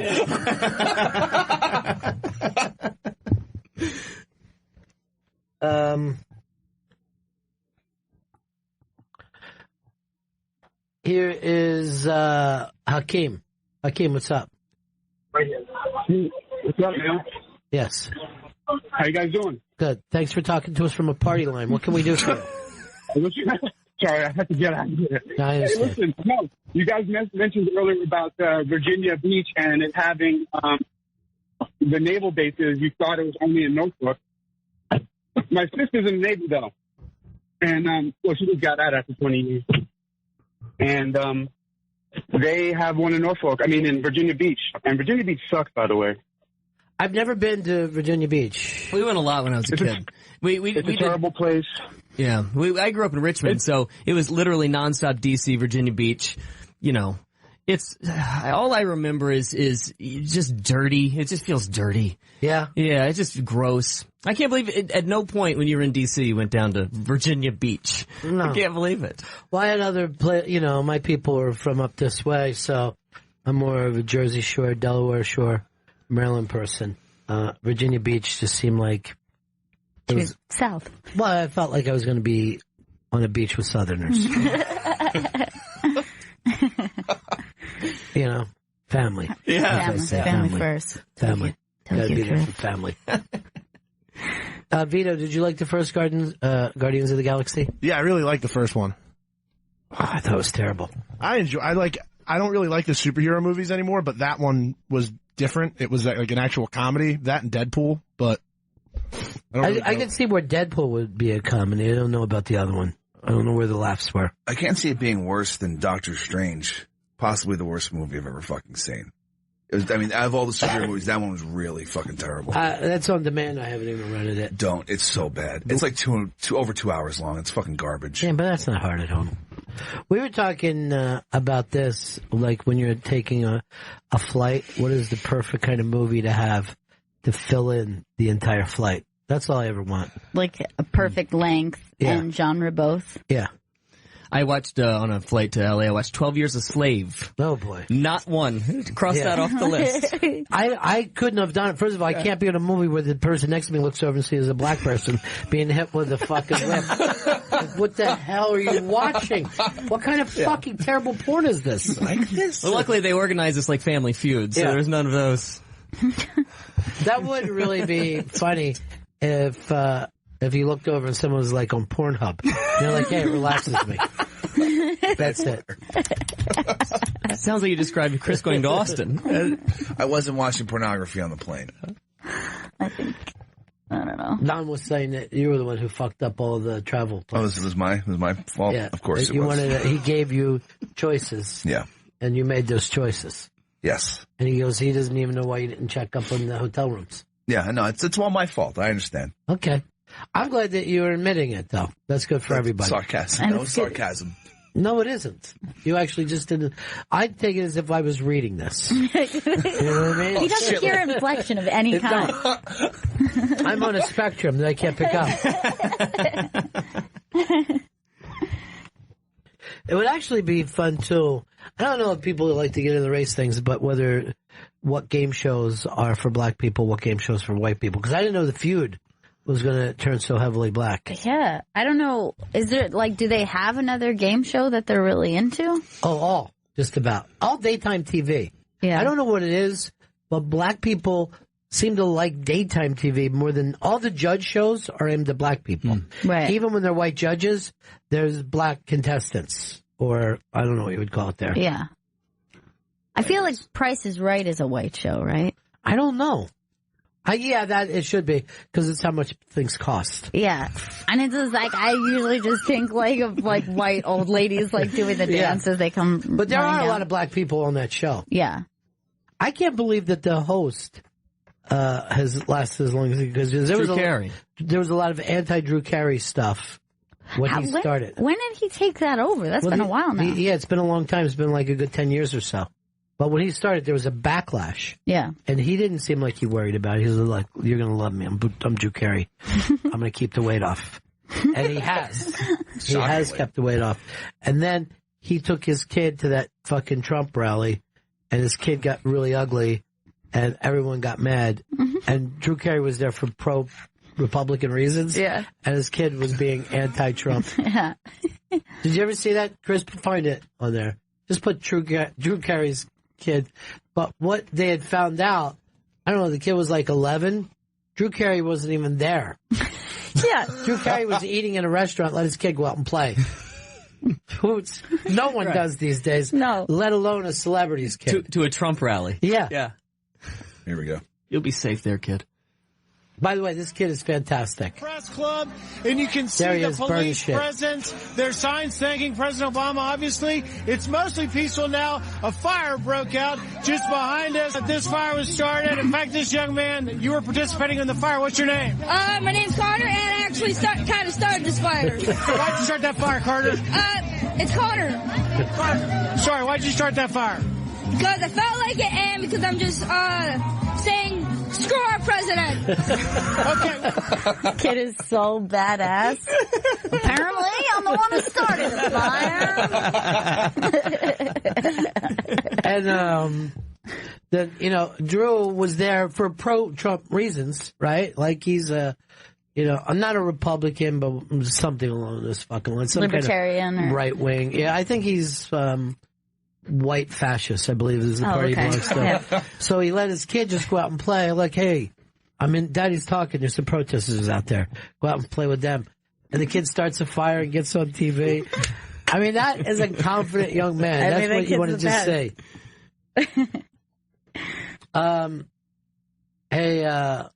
Hey, Rick, what's up? Hey, how's it going? Hey, buddy. You're on the air. You're talking about daytime TV with the shows black people like. I was kind of thinking of the Maury Povich show. It seems like there's a lot of them on there looking to see who their daddy is every day. Yeah, that show is just going back to let's see who the father is. Yeah, they just use that as a doctor's appointment. That's the problem with healthcare more than anything else. It's a free test. Yeah. Let's go over here to Greg in Crooklyn. Hey, how's it going, Bennington? So goddamn good. Yeah, me too. I just left my final day of medical school. So what's this mean for you? Not much. I'm in weird purgatory where I'm between finishing and graduating. But anyway, you were talking about the horses before. I want to let you know there's a one-eyed horse named Patch who's got a chance at the title. I like Patches. I like I'm going to write that down. I like the sound of this guy. First of all, I guess they figured he's good at circles. Yeah. A blink as good as a nod to a fucking blind horse. Patch, huh? I like Patch. I like the sound of Patch. Then one day the rains came. Washed all the snow.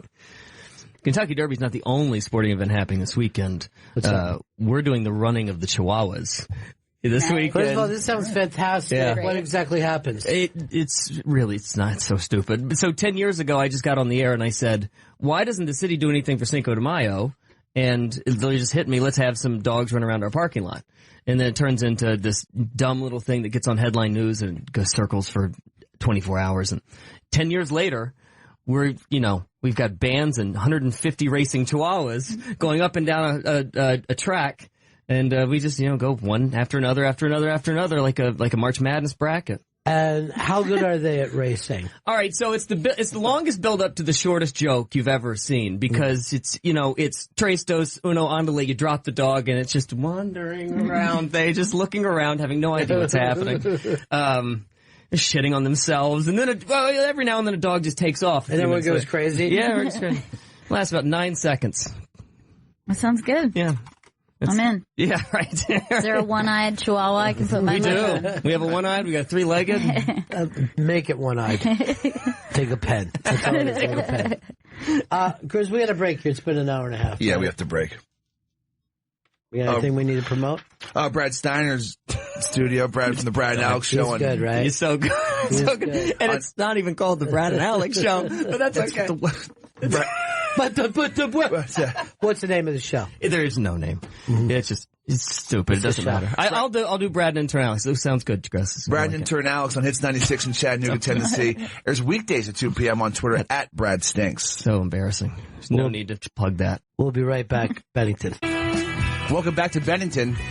Rory Albanese is in studio.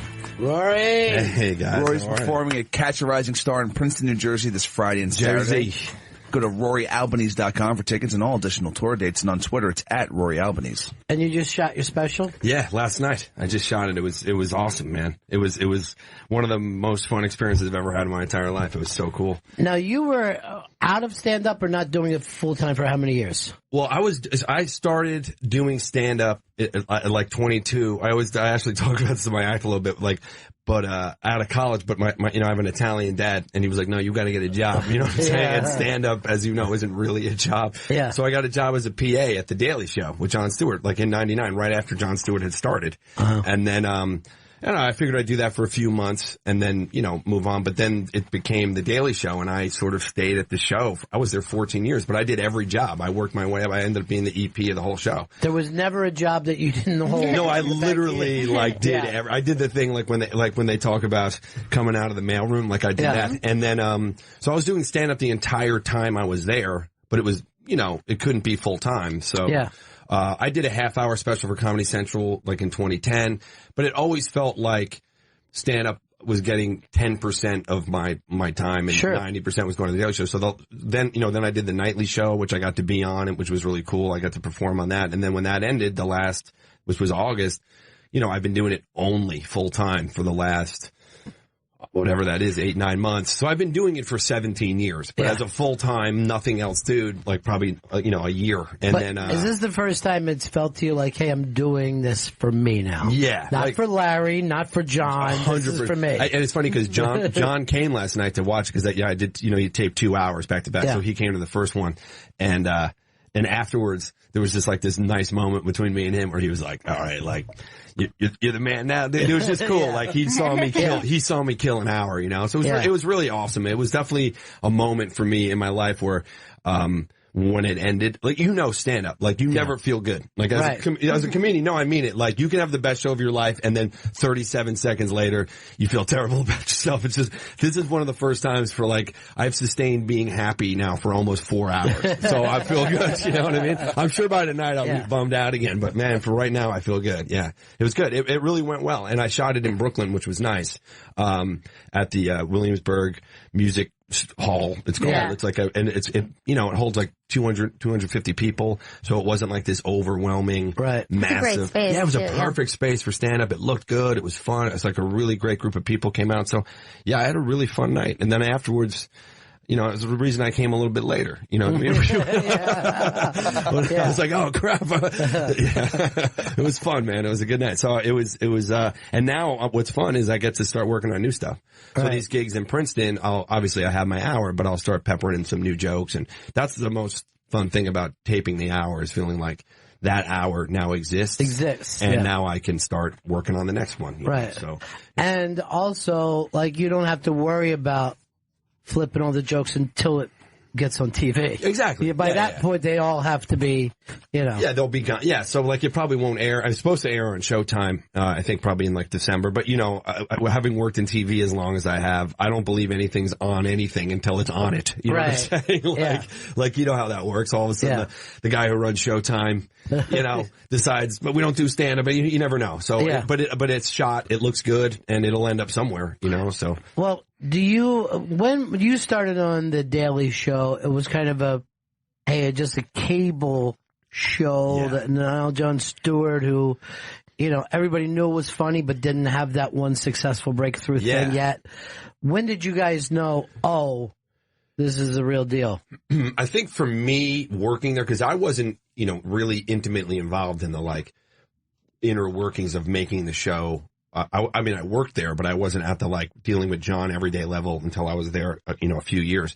But it started to really hit, I would say, after the Bush-Gore election. To me, that was the moment. Because that was the moment I think people actually started to realize that politics or voting kind of counted. I think it was there was this sort of apathetic nature about I vote, I don't vote. And all of a sudden it was 500 votes deciding an election. And remember hanging chads, remember all that stuff was crazy. And then the media, it was almost simultaneously the media and politics, cable news sort of became what it is today. Mm-hmm. So I think for us it was really taking that election apart. And then obviously George Bush was a piece of comedy gold. And John, what was amazing about The Daily Show is everyone always thinks it's this leftist propaganda machine. Mm-hmm. But having worked there, I can tell you that not at all. One of the coolest things about John and why I stayed as long as I did is because he's I would imagine it would be like working for Steve Jobs at Apple when he was coming up with, the iPad. And, because John, but he's a critical thinker, so he was never going we got to get the right. He was always we just got to get the guys in charge, And then when Bush went out and we started going after Obama and Hillary, man, it was probably my favorite time to work there because we started making fun of Hillary in 2008 during that Obama-Hillary primary. People were mad. Oh, they were. But that thing as a comic where you're doing really good jokes, but the audience is mad at you because they disagree, but they're funny. You know what I mean? Right. And you kind of get off on it. You're you can cry about it, but right. Man, there was such a joy. I used to go up to the desk in between acts of the show. So, we would do a segment and then I'd go to the desk and talk to John about what we could edit or not edit. We taped to time. But man, when we were doing those Hillary jokes, some of our audience was how could he do this to us? And we'd go to the desk and he and I would just be dying laughing look at that lady in the front. She can't handle it, so it was, but that moment, Bush Gore to me was the moment where people started to care about politics in a way where they're can somebody make this funny? Because this is depressing us. And he was the guy. I remember even before that, John McCain would come on the show, and I remember thinking, if it's McCain Gore, I think I might even go McCain. He's kind of funny, and he's a war hero. And because of that, I went out and read his book, and it was amazing. And because I didn't think Bush had a chance. Me either. I thought that was fucking ridiculous, and I meant to get the Republican ticket.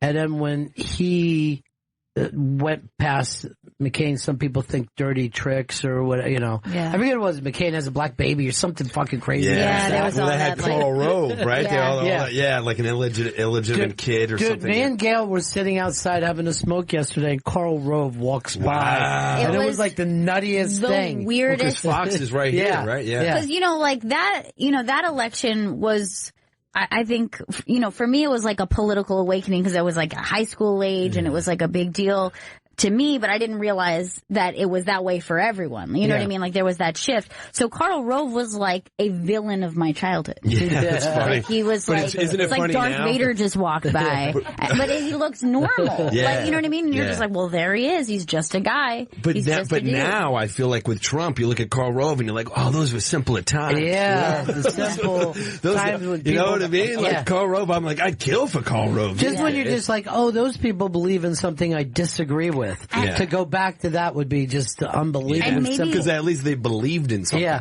And maybe that had to do with it. It was right now, nothing could seem like a big deal. Because of Trump. So I was just well, that's just a dude. Mm-hmm. Yeah. Just once. It's funny too, because I'm the same way with McCain. I'm actually a person who would vote Republican or Democrat. I do something, I call it thinking. It's crazy. And I try to analyze the people in the situations. But McCain changed when he came back. Oh yeah. When he came back, it was, cause then all of a sudden he did like the Jerry Falwell tour. Right. Like he was a different dude. And it was funny cause he was the most, I think the guest we had the most on the Daily Show. He was on 13 or 14 times, which was, he was on all the time. Loved John. And then, that 2012 election, we started skewering him, and he just was like, he never came back. He got mad, he figured out he snowflaked. He turned into a snowflake. He figured out that you couldn't win without doing certain things, before he tried to just be himself. And now he seems like he's back to that dude again, where he's like, I'm on this issue, but not this. But it's sad what we put people through before we'll say you could be the president. I know. We just skin them. But it's weird, too, because we skin them on weird things. Like, look, remember Howard Dean was like, yeah! And we're like, he can't be president. Yeah, right. So silly. Now it's like, it's just like, that's the thing that's odd. Like, it should be a tough job to get, but it's like our credentials aren't about resumes. It's about, I don't like the way he sneezes. He can't be president. Well, that was a funny one, too, because that wasn't even a TV broadcast. That was a live gig he was doing. Yeah. And everybody was like, Cleveland! Everyone has done that live, What Saturday! He just did a weird thing. What was it about the hiya that was so upsetting? It just didn't work. They just ran with it. And they're just like, he's a nut. But it was like the guy the week before was on the cover of Newsweek. It was like, hello, Mr. President. And then like 3 hours later he went, hiya. And they were like, never again. Never publish his name again. It's weird. So do you miss having that kind of, the news is happening and I'm going to be part of it, or are you glad to have it behind you? At times, the times I miss it, or the times I'm watching Fox. There was something cathartic about like watching MSNBC at home at night and seeing someone do something stupid, or CNN or any of those networks, and then being able to go in the next day and go, I got a great bit, put it on TV, and within 24 hours it's skewered. But now I don't miss it. I also feel like it's a different time. It sounds weird to say because it's not that long ago, but like Twitter and Instagram and Facebook, like what made the Daily Show special to me in its peak, and not to say that Trevor's not doing a good job now or anything, but what really made it special to me was we were fast. In other words, things were happening that day and we were talking about them that night. Right. And there was a satisfaction in that, and it was like happening in real time. But now I find, and this happened at the nightly shows pretty close to when it got canceled, but it was during the Summer Olympics, and we were doing a show and we were in rewrite working on it. And that guy was suction cupping up Trump Tower. Remember that? And I remember, and we were doing our rewrite, which means we were about to tape in an hour. And I see this guy on the side of Trump Tower. So I just made a one-off joke to one of the producers there about like, because remember Michael Phelps was getting suction cupped? Yeah. I just made a stupid joke. I'm like, is he going up Phelps' back? Stupid, like, but for a late night show, that's like a great top of show joke, which is like, bump in, hey, welcome to the show. Before we get started tonight, I saw this, and then you do the joke, you see him, and go, can we widen out? And then the graphics department puts it going up Michael Phelps' back. But that would be the kind of thing we would have probably done the next night on the show, because at that point we were about to tape. I went on Twitter after I said that, just as a stupid thing. That joke was made on Twitter the second the dude stuck his first suction cup on, and people made the graphic, and it looked and I was like, we're done. I was like, who's gonna, it's like things are happening at its pace now so the reason I don't miss it is because even when I watch like the inauguration, I'm on Twitter and I'm tweeting live jokes, and I know all these commentators, Pat and Oswald, all these comedians, and not just comedians, just funny people on Twitter are like real time joking the thing, and then by the time it's 11 o'clock that night, I'm like, nah, I don't need to hear other people's, takes on it. I mean, again, they don't want me anyway. Like, I'm 40. Like, I'm not a demo anymore. You know what I mean? Like, so it does it. They want you, Steph. They don't want me. Well, here's the thing. When you're saying that, I remember when you guys did that to Weekend Update. Yep. Like, and now Weekend, yeah. And then you're like, oh, they're on every night. By the time Weekend Update gets it, it's spent.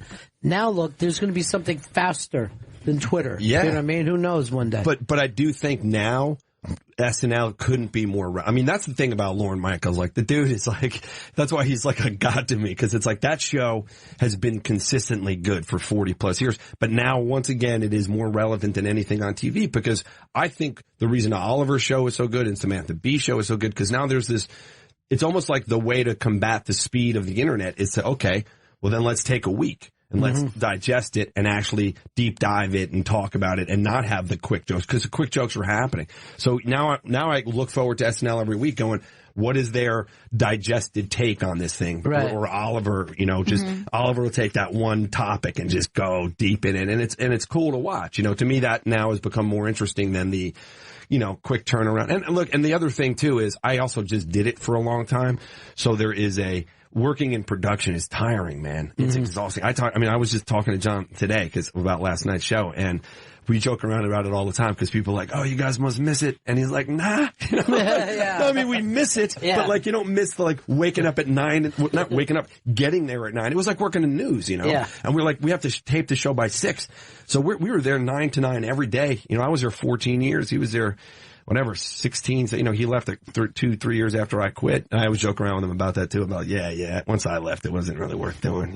Yeah. But, so there's something about, if wanting to be a comedian, the difference between a job, which The Daily Show was, not, 9 to 9 every day, all the time. And then I try to go out and do gigs. It was tough.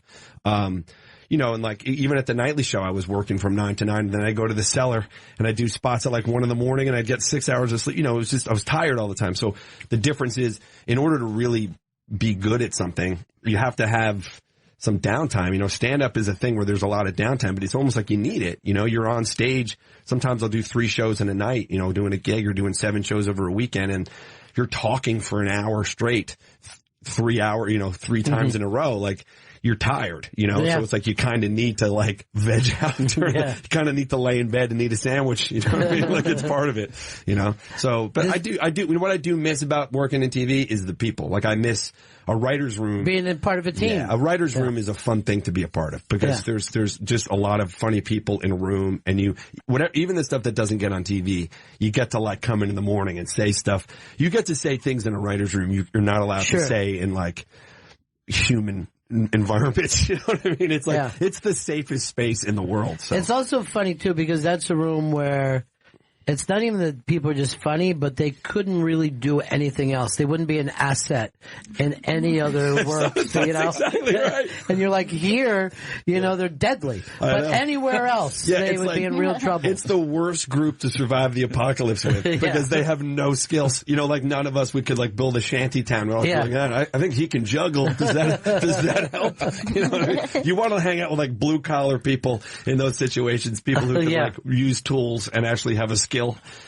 Any chance Jon Stewart does a stand-up tour? I don't know. I mean, for me, I'm I would love him to, because I want to open for him, so it'd be great for me, because going out as a headliner obviously is fun, but going out opening for someone like him would be epic, because you just, it takes me out of Super 8 motels. But I don't know. I hope he does, but he hasn't said he's going to, But I do think when you're a stand-up, it's hard to not always be a stand-up. I brought him down to the Comedy Cellar a year or so ago one night just to have dinner and hang out, and he wasn't going to go on or anything, but then Louis came in, and then Bob Saget came in, and then he saw those guys, and then they went up, because I'm going up, It's and then afterwards I could tell he was ooh, that felt good, it's just, there's something about it that I think, I would like to think he will at some point, but I'm completely making that up. And if he's listening to this, he's probably going to call me why would you say that? I'm you don't speak for me. But I do like the fact that he doesn't appear to be needy, or you don't know a lot about him. I like comedians that are like Batman. I don't know who they are when they're not on stage. And Tell always had that. Tell I think is the best. Colin Quinn has the same thing of, but where does Colin go when he's not being Colin Quinn? And that's great to me. And Attell, if anyone's like Batman, it's Attell. He's only out at night. You know what I mean? He's only out at night. I've seen Attell during the day once or twice. I'm like, what's going on? Doesn't the sunlight burn your skin, Dave? The last time I saw him too, it was the winter, and he was wearing this big hood over his thing, and it really did look like Breakable. You know what I mean? I always joke around with Dave, that he's he's like probably the wealthiest homeless man in New York City. Yeah. Because you see him and he's carrying like 2 plastic bags. Yeah. And you're like, what's in there? And he's like, legal documents. You know what I'm saying? He's got, they say like, you know, just from CVS, you know, like I'm like, you could buy a backpack, you know. Amy had him play a homeless guy. Yes. And he didn't change his clothes at all. Or his attitude. He just nothing. showed up. Yeah. He just showed up. Yes. Yeah. When she's walking by, he says something mean to her. Yeah. And you're like, yes. That's exactly the role he should be playing. Perfect. Yeah. And, no, but it's funny too, because you said Attell and Colin, those guys to me are, and they just did that list of like, you know, the best 50 stand-ups or something, and neither of those dudes were on it. It's ridiculous. And I was like, well, then that list is null and void. Yeah. Like, you can't have a list of the best comics in the country or in the world, whatever that was, without Colin Quinn and Dave Attell on it. It's just, it's like, then you didn't do your homework. Right. You know, and both of them get stronger every time you see them. It's fucking... Yeah, 2 of the best. It is something great about stand-up that doesn't happen. It's never like, oh, I saw Clapton. He's better than he was in the 60s. You know what I mean? Yeah. But you can go see a comic like Chappelle is better now than when everybody was going crazy because of his TV show. He's better. Yeah, you're right. And that happens in comedy. I think Attell, too, is, if you ask most comedians, like, who the guy that they, you know, who the comic is Attell. Everybody will tell you. And he and I, he's also one of the nicest dudes there is. And having guys like him around before you tape a special and being able to get on the phone with a dude like Attell and go, here's what I'm tweaking out about. And then exactly what he said. He goes, man, here's what you got to remember about comedy. You get better as you do it. So this is your first hour. And then you're going to do it. And then you're going to watch it and go, man, I missed this tag. I could have done this joke.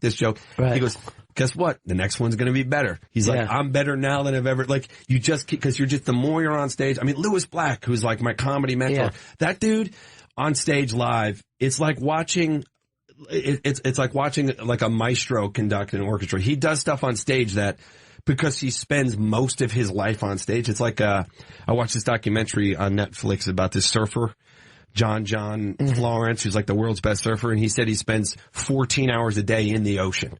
So he's in the ocean more than he's on land. Like, that's like Lou Black on stage. Yeah. He's like on stage more than he's not.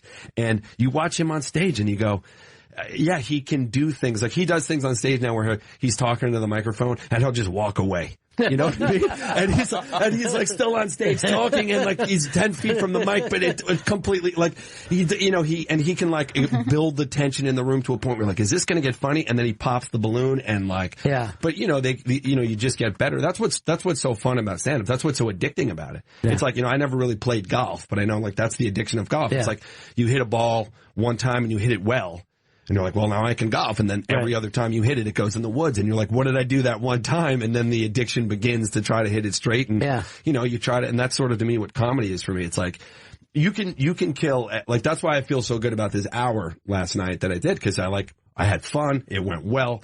Like, all the things I wanted to have happened. But you can, like, I can now go, like, stand-up's a weird thing. Like, there's always a moment where you could walk into a room that's not a comedy club. This happens all the time. So it's like, oh, come do my show. And you end up in like a basement of it's like a meat warehouse. You know what I mean? And you're like, weird place in Brooklyn. Yeah. And next thing you know, you're doing jokes. It's like it's just it's a weird thing to do. Especially now. Yeah. You know, it's like, it's a cheese shop, but it's a good Thursday. It's like, a great Thursday. Talking about? You haven't done the cheese show? Oh my God. Yeah, it's exactly right. Rory Albanese is in studio. Rory's performing at Catch a Rising Star in Princeton, New Jersey this Friday and Saturday. Go to RoryAlbanese.com for tickets and all additional tour dates. On Twitter, it's at Rory Albanese. Voss is here. Voss wants to come in. And coming in the studio is Rich Voss. Rich Voss! My girl. Voss, I'm not a girl. Voss is performing at the Newtown Theater in Newtown, Pennsylvania this Saturday, May 6th. Go to thenewtowntheater.com for tickets and go to richvoss.com for all additional dates. And Rich's album, 5, is available now on iTunes.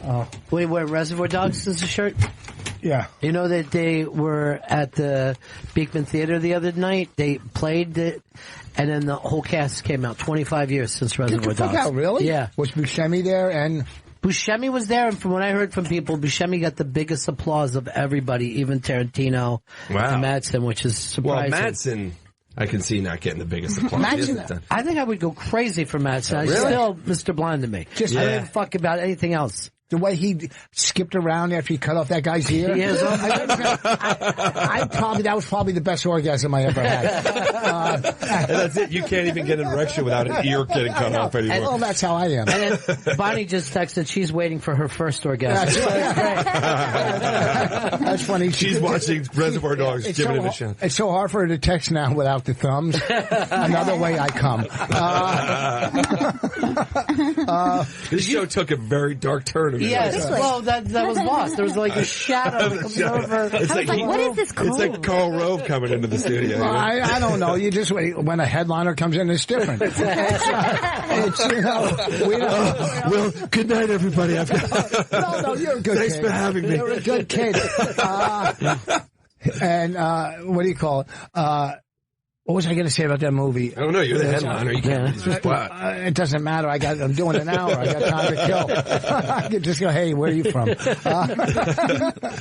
Do you want to hear this fucking show I'm watching on TV? Mm-hmm. I saw 2 Okay, let me tell you what a fucking cheater Bonnie is. Before the show was coming out, then I'll tell you the show.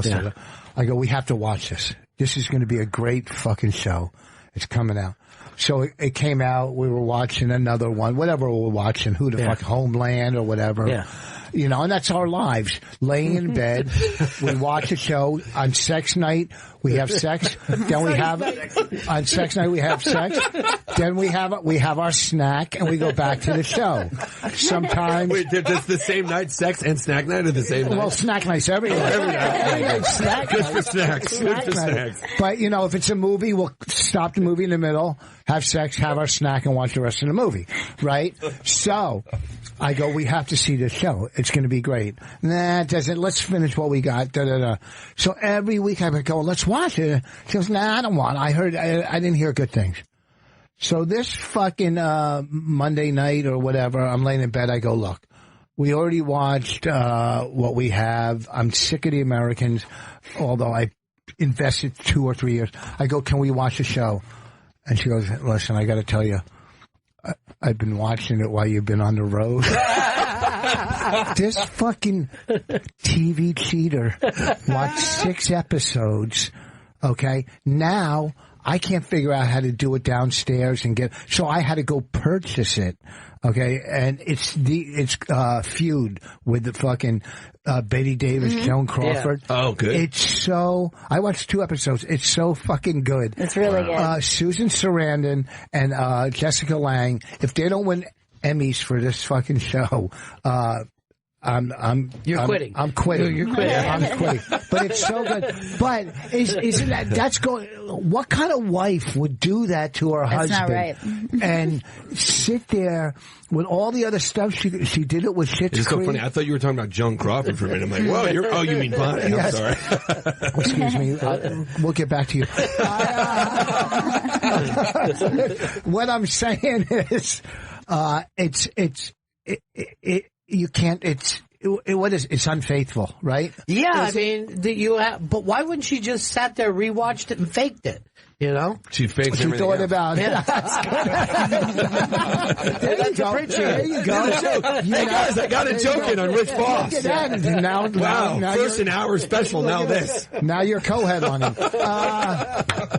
You did an hour? Yeah. Congratulations. Thanks, man, My mailman just did one. What did you tape it? I actually taped it last night. Yeah, Where? In Brooklyn. Oh, yeah. Who else is taping in Brooklyn? Oh, Todd Barry, yeah, at that Williamsburg Music. Oh, cool. Yeah, it was fun. Good for you. Yeah, thanks. Good for you. He's not sincere, but thank you. I appreciate it. No, I really am. I like you. Thanks, But how do you stretch 40 minutes into an hour? It's tough. It's very tough. Stretching 20 to 40 was hard, but then to get that hour out of it was really tough. It's a lot of ums. The trick is ums. And you knows. You gotta say you know a lot. And you also gotta, just go over the set. Yeah, this is what this is about. Well, also I do magic. I do some magic. Really? No. When the audience leaves, that doesn't mean you're doing magic. No. Isn't that what Bill Hicks was all about? Walking the. Oh, I'm sorry. I worked with him so many times. He would people. He was overrated. He wasn't. He was a brilliant comic. Who said that he was overrated? 3 people I know. Yeah. No, some people don't. He died so young, 33. Yeah, and 33. Yeah, him and Jesus. You remember him back in the day? Yeah. How fucking good he was really good. He was really so ahead of his funny, time. very smart. Yeah. But he blew up in England, right? He got big in London, but he never was big here. I think it was from Montreal. He did something in Montreal that they taped, and it played in England, and then he gets the call like, no, you got to come over here. You're big. Yeah, he was like selling theaters, and he was like not selling out comedy clubs. In America. Yeah, but see, I don't go by that because Eddie If is big in Australia. So what does that really mean? Leary was big in England too. There's a lot of Patrice did well. Patrice could have stayed in England. Yeah, he could have stayed in England. When I worked in England after a show, I was selling CDs, which. That was my first one. And the comics were like, we don't do that here. I go, guess what? I do. And now I'm fucking making money. People are buying them, but they all look down on me like, that's not what we do in England. Yeah. It's called capitalism, buddy. All right. That's what we do where we live. Yeah. But they also don't do credits. I remember I would go on the road with John Oliver when he first got here. And he was always weirded out when they'd say, this guy did this and this before he brought him on. Because in England, they just bring you up. Yeah. Right. They don't like you. They never prep the crowd with what you've done before. They don't want anybody to think that they're better than the audience. You know what I mean? They have a very communist mentality. Yeah. So they're all socialists. That's the problem. I did this fucking club in England. It was one of their nightmare rooms. Have you ever been to England? I've been there, but not to do comedy. Okay. They don't want me yet. Well, it was in Camden somewhere. It was a real... Camden's Jersey. Yeah, no. Thank you, MapQuest. There's a room. There's Camden. There's other... You know what? Anyhow. So this is a tough room. It's a big fucking tough room. Yeah. Okay. So it's tough enough. But right before me, they put on an American open micer. Now, one, he stunk, and two, he's American. So now the thrill of the American comic is gone, and I had to follow someone that stunk. Oh. What a fucking nightmare! Would you rather follow somebody who bombed or killed? Killed any day. Any day. And I don't care who. To crazy extremes. Well, listen, I just worked in Vegas. At Brad Garrison, which is the best show. And the middle act was a guitar act. Mm-hmm. The middle, which is the easiest spot on the show. Right. Ask Roy. Yeah, I bet if I could middle my whole life, I would. It's the best thing in the world, man. Getting paid headliner money to middle. Oh my God. That's the dream job of all dream jobs. I forgot I invited you in to be roasted today. I know. Listen, I was complimenting. I will say this about Rich Voss. If Rich Voss doesn't break your balls, he doesn't like you. Yeah. You know what I'm saying? If you're sitting at the cellar table and he's not mean to you, I'm like, that sucks because he hates you. So those are the rules. But so the middle act was a guitar act, and he's fucking, you're closing with Bruce Springsteen and American Pie, and the fucking crowd they're in Vegas, they love it, right? And I just went up and did the complete opposite energy that this fucking guy had. So you would always rather... You've been sitting down lately and stuff like that, right? Well, I've always sat down. Patrice and Cosby stole that from me. It was Cosby and me. I sat down because I had my back hurt. Yeah. And when I did sit down... And Cosby sat down because he'd been raping the night before. And he was tired. Yeah. So he needed to... he could. Well, also, too, when you sit down on stage, for me, I'm more creative. You're more relaxed. Like, if I'm doing a big room, I'm not going to really sit. I might for a second lean or sit. If you're doing a theater, you're not going to sit. But when I'm like at the stand or some smaller room, you get more creative. You're relaxed. So I could come up with more stuff in my ad libs that I could add later to my show that I could turn into bits. And it's just more comfortable. And I'm an anxiety mess, so I want to try to be as comfortable as I can. You're not anxious because of comedy. You're just an anxious person. Well, yeah, but I always think this is the set where it all falls apart. Really? Oh, Still? yeah. You think that? Oh, yeah. Where every time I've done TV, anything, I have to pee right before I go on stage. I used to fucking tough crowd, and I did it 35 fucking times. I would do 2 or 3 pieces right before. I would get the last, even if I just 2 drops. I never watched that show and picked up You Haven't Even a Moment of Anxiety. I did see the pee a lot on your pants. I did see the dribble. I thought that was just his thing. His effect. Well, no, I was doing a one night. This is when I was active. I think I was active still. I don't know if. But I was doing a one-nighter for Palazzo. I don't know if you remember Palazzo. You remember Palazzo? I think it was a legendary name. Yeah. It was a one-nighter down there, and I had white painter pants on. Remember the painter pants? Yeah. And I had no underwear. I don't know why. I guess it was the summer. So I go. I feel like we need a little more investigation into why. Why? So I go to the, you didn't wear underwear lines. There were white pants. I got it. So I go to the bathroom, and I didn't realize that I'm on stage, and somebody yells from the audience, he has pee stains, and you can see bright yellow fucking pee stains down my fucking pants, right? You want to talk about a fucking horrible bombing? Okay. I love that somebody yelled, he has pee stains. It's like an 11-year-old bully from an elementary school. Hey, he's got pee stains. Well, we were doing, I got 1,000. We were doing this college in New York, in Queens. I think it was Queens or something. No, it was a real urban, the toughest fucking audience. They're all sitting, it's hard. And this white girl goes on. I don't want to say her name. Bonnie McFarlane. No. And that's when the love started. No.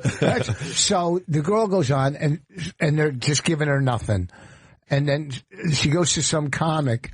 Well, if someone in the audience, if you think you're funny, you come up here, which is the kiss of death in front. And her teeth were a little yellow. And he walks up, he goes, bitch, you got butter on your teeth. Well, the crowd went nuts. And he became the headliner. That quickly. Bitch, you got butter on your teeth. That was Dave Chappelle. That's how he got his start. Never stopped. Never stopped after that. Rich Voss and Rory Albanese are in studio. Rich is performing at the Newtown Theater in Newtown, Pennsylvania this Saturday, May 6th. Gig. Yes. Go to thenewtowntheater.com for tickets and richvoss.com for all additional dates. And Rory's performing at Catch a Rising Star in Princeton, New Jersey this Friday and Saturday. Go to roryalbanese.com for tickets and all additional tour dates. This fucking special is going to blow you up. Yeah. Wow. People have to see it. That's the problem with specials. You know enough people that will help tweet it for you and stuff. It's funny, man, how this stuff works now. It's like, there's a lot of people doing specials, and it's like constant. It's hard to get them out there. It's hard to get them on Netflix is like near impossible now. It's tough. It's Netflix thing has gotten so odd because they just paid Jerry to go back and do his material from 1976 and 77. What? Yeah, he went up. This was last weekend. He went to the comic strip. They redesigned the room to make it look like 1976. What? Yeah, with the piano was back on stage and all that. And then he went up. That's, by the way, the only thing they had to do to make it look like 1976. Two different water fountains. Yeah. Sorry. If we change that one light bulb, it will be back to its current 1976 That's conditions. Definitely Dangerfield's. We have the original rug. Yeah, with so there it is. And what did they pay him? Netflix paid him $10 million. And he needs the money. Yeah, he does. He needs gas for the plane. Yeah. All right, someone's weird that he took a plane up to the Upper East Side. That was a weird choice. He just lands on 2nd Avenue. Gurian told me that he just drove up to the Strip, walked in there in the afternoon and saw them and said, hey, I want to shoot a special here in a couple months. I think it'd be a good idea. They hadn't seen him since the 70s. And, they're just like, oh, my God, if only Eddie Murphy will do this tomorrow. That's amazing. Everything will be done. But it was just like, because I think they hired him to do 2 specials. He's got That's a one. cool idea, though. Well, the second one he's doing, they're going to rebuild Rascals in New Jersey. It's a bank now, but they're going to... Chase is closing the branch. Someone sent me this Bonnie's new Twitter pictures. Is it so hot? I haven't seen it. It's so hot, and it made me like her that night again until I found out about the fucking that was a TV show. Yeah. It turned into sex night because Look of at that. Wow. Wow. That is a stone cold fox. She is. Listen, she is crazy. She's, it's so funny. that somebody that she's into you. Yeah, it is. That, it's pretty funny. Again, he's interrupting. You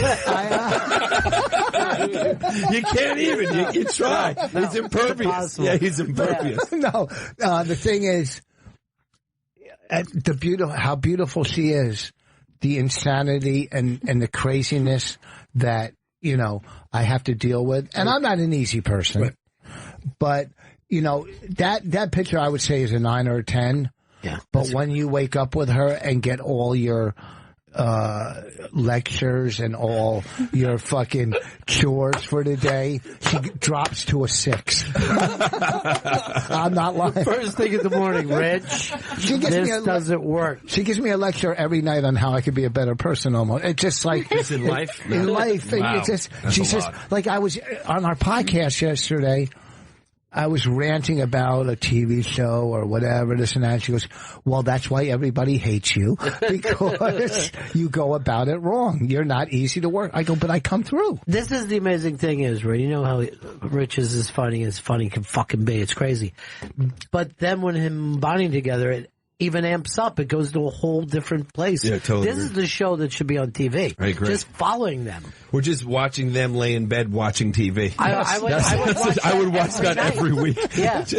I watch Sex Night. Yeah. No, see, I would tune out for Sex Night. Why? There's good snacks. Well, I mean, I'd be curious about what the snacks were, but I do not need to see Rich brought naked. to you by Dixie Cup. Dixie Cup. Take a taste of the past.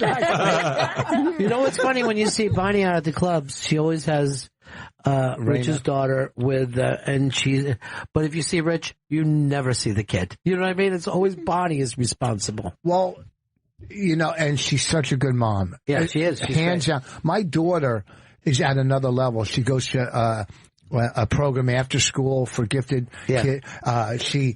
Last summer at camp, she went to robotics camp to learn how to code. Robots. Robot. Yeah. This is a weird fucking kid. So weird kid. Okay. A little too smart. I don't like this kid so much. We said if she gets all A's this year, we'll get her a phone, her own phone, and which are 3s now, but A's. So far she's gotten all A's, and she has one marking period left. And I said to Bonnie, we have to derail her. We have to figure out a way to fuck her up in math or something. Yeah. Because we can't get her a phone. How old is she? 9. Oh, so that's too young for a phone, I guess. It depends. Not for texting, and all her friends have phones. Can't you just build a phone at robotics camp? She's got everything I buy this goddamn kid. She, one computer, it's no good at crack. Now she has a Apple, a MacBook Pro. Bonnie's old one. She wanted a puppy. We got her a puppy. Let me fucking tell you about it. We got her a puppy that's now our puppy that has pissed all over 2 brand new wall-to-wall carpets. You know why? The puppy's nervous about going up on stage. Yes, right. Puppy piss all over his painter's pants. No. I got to put in 2 hardwood floors now upstairs after 2 brand new wall-to-wall carpet, and I got a quote yesterday, $4,000 fucking dollars for these hardwood floors. I want to buy a diamond bracelet. That's going to fuck up. You know what I mean? There's certain things, but $4,000 because of a dog. And if I was to get a dog, I would get a Shepherd, a Saint Bernard. Right, something for you. Yeah, I'm street, but no, I like a Saint Bernard is street. In case you get lost in an ambulance. On the streets. And I don't even drink, so it wouldn't say brandy. It would be like it would be Vita water, coconut water. So, and we have a Yorkie, and it's the cutest dog. It's so cute, but the brain's only got to be this big, and it just doesn't get it. So it's costing me thousands. Wee pads down or something. Yeah, we have one downstairs. She does it. The wee pad she does 2 out of 3 times. Now she's really getting it because we give her treats after it. Right. Not not a snack night. Trading. It's called trading. You have to use it. That's what you're supposed to do. Do you have a dog? Yeah. I do have a dog. I have a black lab mixed. She's a mutt, but she's the smartest. Like she walks without a leash in the city. She's like makes my dog can do like math. She's really smart. Well, I had big dogs like that are smarter. They have a bigger brain. Yeah. A Yorkie's not the smartest dog. No. They're cute though. But you're right. I used to have a dog. They're yippy. They're yippy little. I had one half Shepherd, half Saint Bernard. I trained it like it would sit and it wouldn't eat until I clicked my finger. I could go into a store and say sit and it wouldn't move until I walked out. It was trained, you know, because I was a drug dealer and I had to have it trained. No, my dog's like that too. But yeah, it takes a lot of time. I mean, my dog's 12 now, so she's older. But man, I spent so much time with her as a puppy training her. It took forever, but she picked it up, man. She's smart. Do you still have your girlfriend, the one that? His girlfriend makes fucking Bonnie look like a homeless. There's no reason to compare. There's no reason to compare. What do we compare? Have you ever seen his girlfriend? I mean, do we have to talk about the fact that I don't just have one sex night a week either? Well, you're young. You still have hope. Yeah. Your girlfriend is. Sorry, I'm not being a creep. No, I don't. Rory has sex during the daytime sometimes. Yeah, sometimes I'll stick a little Dixie cup during the day. In the day? In the daytime, on the snack. You're overloading his brain right now. He probably kisses during sex. I only fuck Bonnie from behind and yell, "Don't turn around!" No, but he you kiss. See, you're young. You're not married. No, you kiss and make out. You make out. Not like all the time. But have you? Yeah, we know. Sure. That's we've been out a couple of times. We've gone to first base 3 or 4 times. Who the fuck makes out? I know. When Bonnie one time she was crying or whatever, and I went to console her. I did it with my stylus. I rubbed it on her.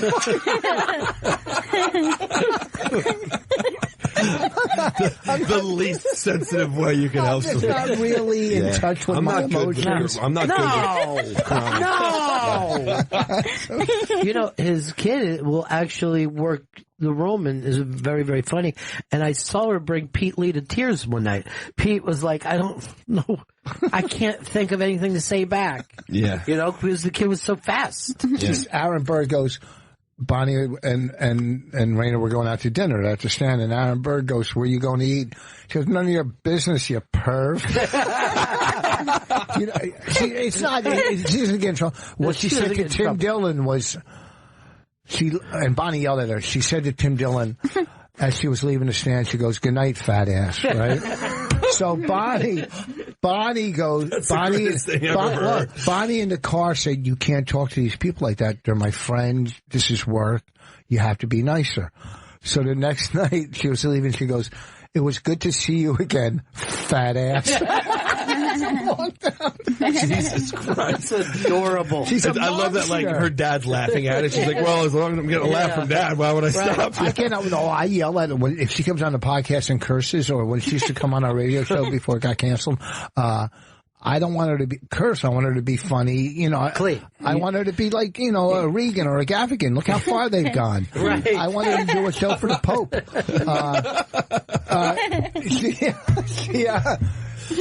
She doesn't. Gaffigan did open for the Pope that time. Yes. And then they showed the Pope kind of backstage going like this. Did he really open for the Pope? Yes, in Philly. Yeah, That's Philly. Fantastic. And the Pope was going, some of that stuff I do, so, you know, he's the Pope don't do anything about communion wafers. I have a really long bit on that. Don't wash anyone's feet. Yeah. You know, that's my thing. I'm not saying you're stealing from me. I'm not saying that. I mean, it's out there and everybody does premise. it. But what I do with it. Well, see, and here's the thing. Regan does good numbers, but the Pope sells out cities. Right. You know? Yeah. So if Jesus and Moses were on the show, who headlines? I think Jesus. Oh, really? Yeah, yes. I think Jesus. Because no, because Moses isn't real. That's why. Moses is a fake character. Jesus existed. Finally, somebody said it. Are you kidding me? No, I'm serious. I mean, there's no historical evidence Moses existed. There's tons really? that I've been to Israel. I've looked into this. Yeah. There's no physical proof. We know Jesus existed. Where did the 10 Commandments come from? Some dude in a hut was like, I gotta make up some shit. You know what I mean? So that could have been Moses. It could have been. Yeah. Moses, granite, and tile work. Exactly. Just chisel it away. Here's the thing, though. No one ever praised the Moses, right? The Jews don't pray to Moses. No. They just But like they him. say Holy They just- Moses. Yeah. Look at Elton John's song. That's Border Song is his first two words. See, that's a very deep track. Very good. That's a B-side reference. He has no music. That's enough proof for me. Yeah. I'm very impressed. Voss, the last time he called, he said he saw Dylan and the band tour. And I think it was 70, I think it's 74 is when that happened. Did you ever see Dylan and the Dead? I saw the Dead, the Allman Brothers, and I don't know who the third. I saw the Dead. The first concert I ever went to was the Dead. They were playing for 5 hours. I go, when are these fucking guys going to stop? I ran out of rolling papers. Dane Cook. Yeah, I had to make a pipe out of an apple. I ran out of rolling papers. I saw the Dead at the Spectrum. Then I saw the Dead and the Allman Brothers in D.C. And I think the band was on that show. I think it was the Dead, the band, and the Allman Brothers. What year was this? Because that's the one that they did. That's the biggest concert of all time. They did it upstate Watkins New York. Glen, you're talking Watkins about? Glen, yeah. Barry Crimmins got hit by lightning at that show. Really? Yeah. That's why He's had a tough life. He hasn't had it easy. When you think you came back during a concert, got hit with lightning. Yeah, he got hit with lightning while he was tripping. He's doing acid. So that can we really believe he got hit by lightning? Yeah. Or did he? Right. Yeah. I was tripping at the New York Dolls concert. It was fucking crazy because it was at the Waldorf Astoria and everybody was wearing costumes and That's it was just a fuck. But there was a concert it was JFK Stadium. Look it up. Allman Brothers, Grateful Dead. I know there was a third band and it was I guess 77, 76. Right. And because I remember we ran away from home and hitchhiked there. Also, there was a concert I saw at the Poconos. It was like 10 band, big one, like ELO, Badfinger. It was a Pocono Raceway. And, you know, it was all these bands. And it started raining. And I was doing I didn't know what Quaaludes were. Someone gave them to me. They're really nice. Yeah. You were opening for Cosby? To me, by the way, Cosby wasted Quaaludes. I'm not giving her, I'd rather hit her in the head with a fucking sock full of hot nickels. I would rather you just take a sock with a soda can like in that movie Bad Boys. Did you find it? I'm only seeing 1973. I'm not seeing the third band. Just seeing Allman Brothers and Grateful Dead. Where at? JFK Stadium? At RFK Stadium. Yeah, RFK. Was it 73? It wasn't 73. 73, yeah. 2 days in 73, June 9th and June 10th. Because I think that was the same year as Watkins Glen. Oh. God damn, there was so many concerts. We were hanging out at my friend's on his front porch one day.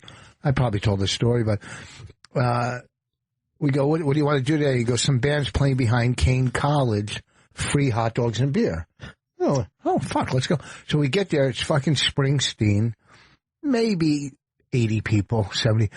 You could walk to the stage, and I go to my friends, I go, these guys are fucking good. Listen to the sax player. And it was like 2 years before they fucking blew up. Crazy. They played in Central Park. Remember the concerts? Oh, you weren't up here then. They used to have these concerts in Central Park that were free concerts. Carole King, Springsteen, whatever. But these bands from Jersey would play all over. The Who played at a high school dance in Jersey at Union Catholic. Nobody was dancing. They were like, let's not bring these guys back. Well, yeah, leave room for Jesus. Yeah, no one left room for Moses. Right, well, because he no didn't need, exist. because he didn't exist. Yeah. But all these fucking bands. I remember ELO. No, it was Black Oak, Arkansas opened for Humble Jim Pie. Janet to the rescue. Yeah. They opened for Humble Pie. Humble Pie's fantastic band. Yes. And I don't know if I saw him with Marriott or Frampton. I'm pretty sure it was Marriott. And wasn't there even a kind of a crossover time where both of them were playing? It was a very short time, and we both were in the band, I think. God, it was in the 70s. It was 75 or yes, saw them when they came out with Tales from Topographic Oceans. Yeah. But the Who was fucking. I had third row for the Who. They were fucking amazing. I agree with you. We got to get him on our music show that we do Perfect Song, where we like pick out what is the perfect song for different occasions, or the perfect song by different bands. It's on the Volume channel, and we just talk about music and argue about it and have a blast. But Voss goes deep on music and deep on movies. He does, yeah. Well, to me, one of the best movies of all times, the two, and it's so gay that I say this, but one was Days of Wine and Roses, which is fucking amazing. Every addict loves that movie. It's just But also, the Joy Luck Club was such a good fucking. You know, it was. That's why you're one of the best people on earth, because you don't give a shit. That's the sign of a real comic. You're like, let me tell you what I really think. The Joy Luck Club is a phenomenal film. It was like 4 movies in one. That's so funny. I never even saw it. It's so fucking good. I was, you know why I never saw it? Because I was scared you would find out I saw it. Turns out you were watching it the whole time. I've been plugging this one movie for the last year that I thought was one about this family thing. Yeah, it's so fucking good.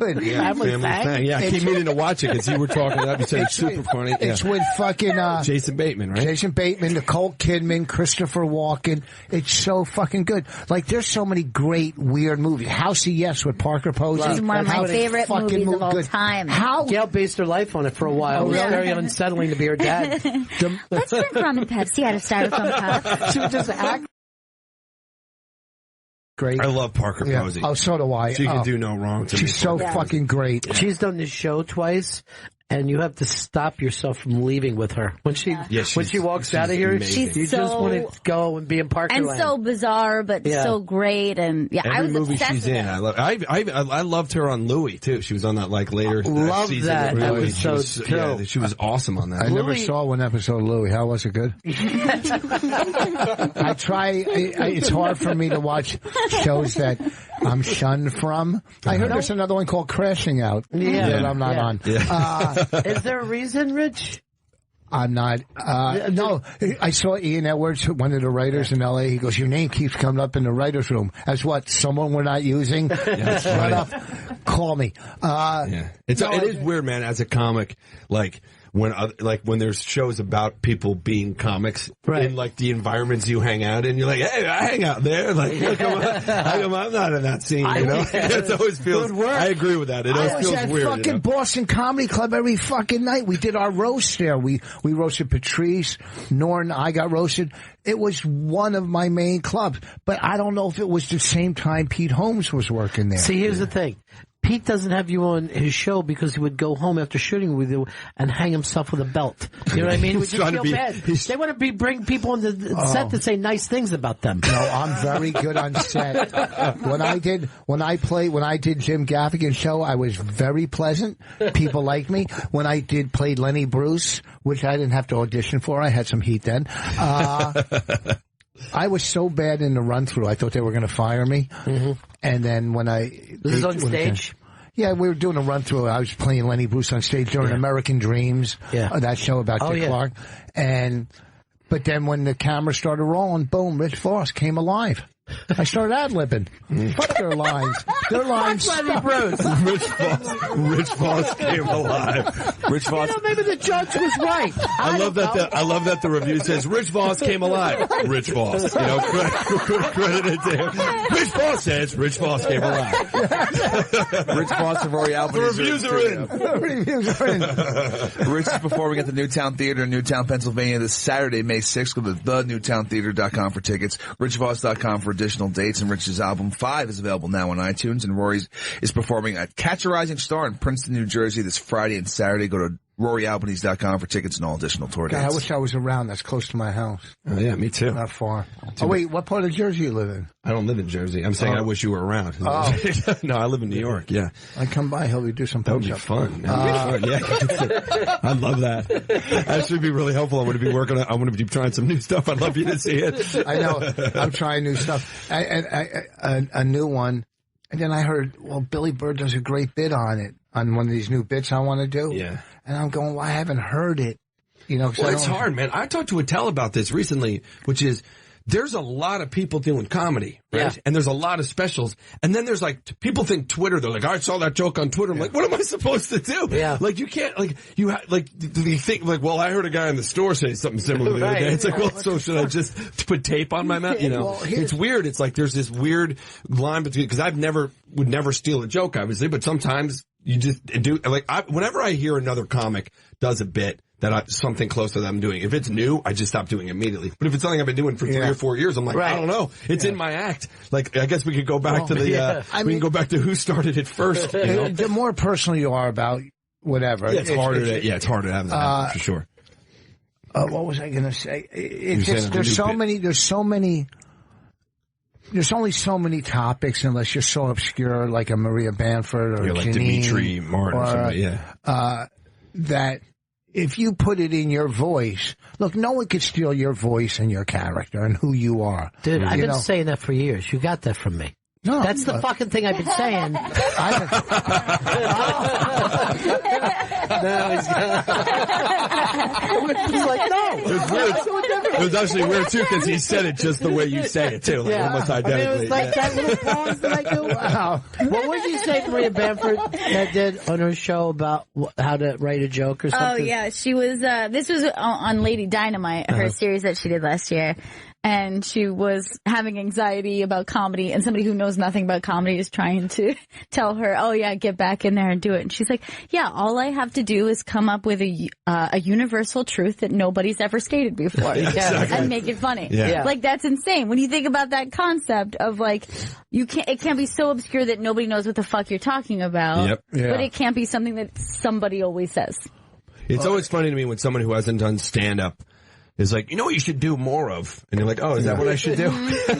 Really? Yeah. I'll just throw a couple of gems at that idea. Like, no, thanks, buddy. Great advice. I was working at Philly and Helium Saturday night show, and I'm backstage, and I let the other comics show with me, and I even shared my hummus.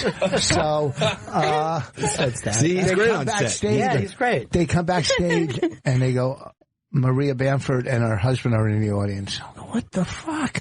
Right? So now it's sold out, packed. It's not because of me. It's because that club's awesome. It's fucking great. One of my favorite clubs. I go, well, guess who I'm doing my show for? Not those 300 people. Right. For Maria Bamford.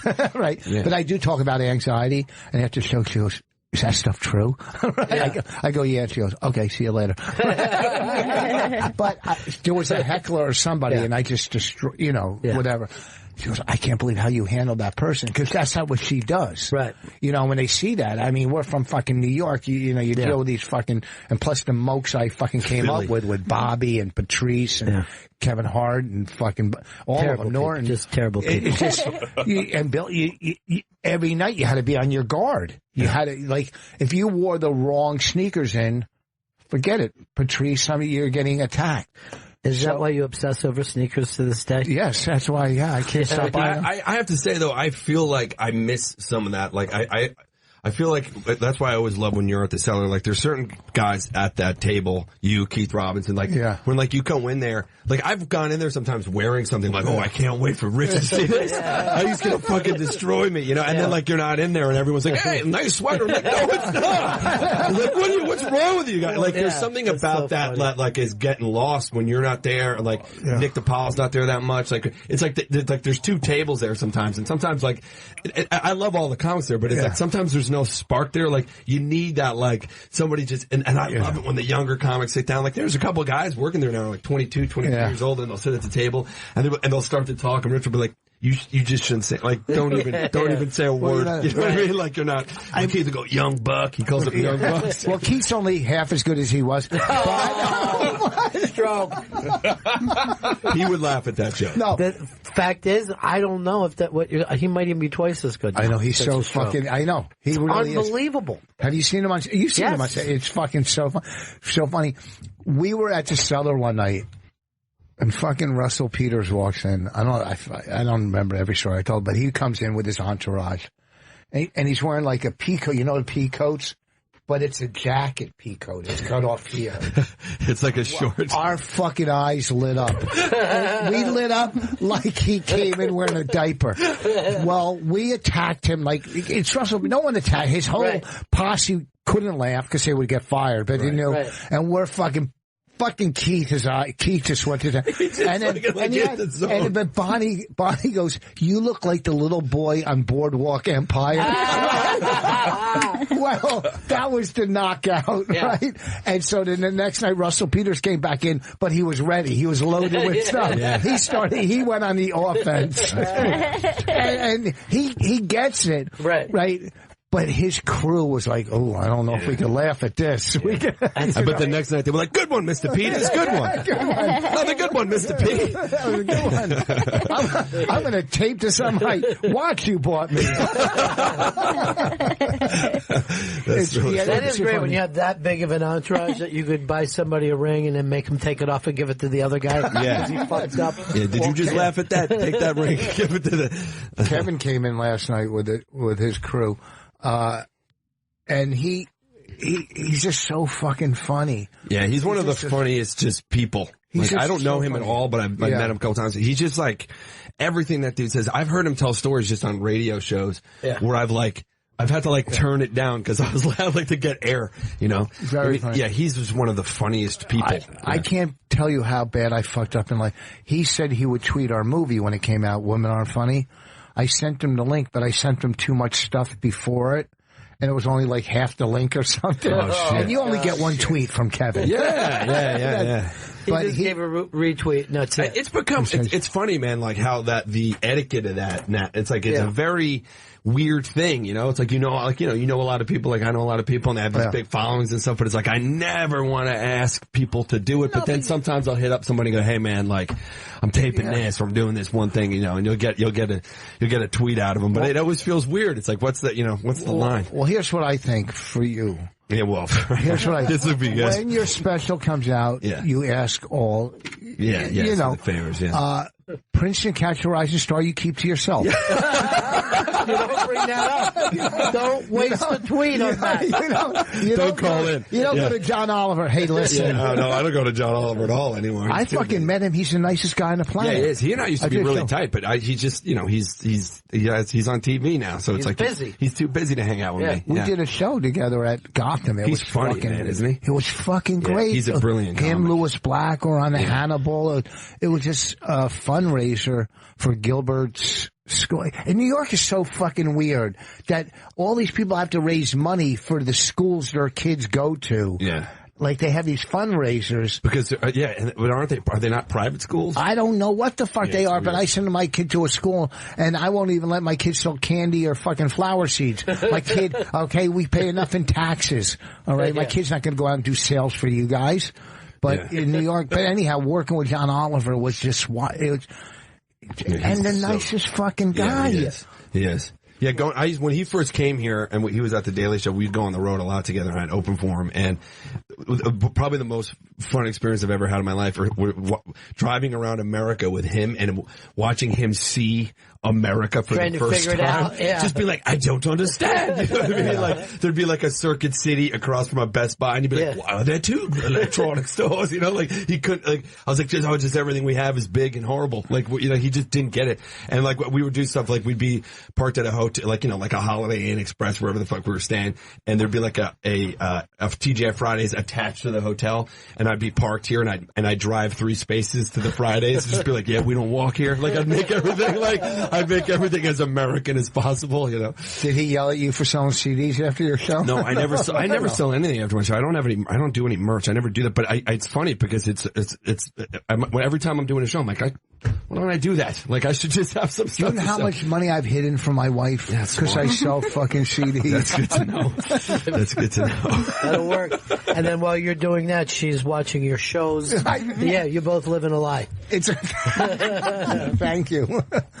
All right, this has been great having you guys in here. Chris, you haven't plugged at all today. And these are 2 big comedians doing big shows. Why weren't you plugging? It was my fault. I apologize. I didn't want to interrupt. You don't have to apologize. It's just, it's just a letdown. That's all. Okay. Well, now I don't want to be like that. Rich Voss and Rory Albanese have been in the studio. Rich is performing at the Newtown Theater in Newtown, Pennsylvania this Saturday, May 6th. Go to thenewtowntheater.com for tickets and go to richvoss.com for all additional dates. Rich's album 5 is available now on iTunes, on Twitter. It's It's at Rich Voss, and Rory Albanese is performing at Catch a Rising Star in Princeton, New Jersey this Friday and Saturday. Go to RoryAlbanese.com for tickets and all additional tour dates. On Twitter, it's at Rory Albanese. And is that the only Catch a Rising Star now? The one in Princeton? Is there another one? That's it? It's right? Yeah. I don't think there's, I don't know if there's any others.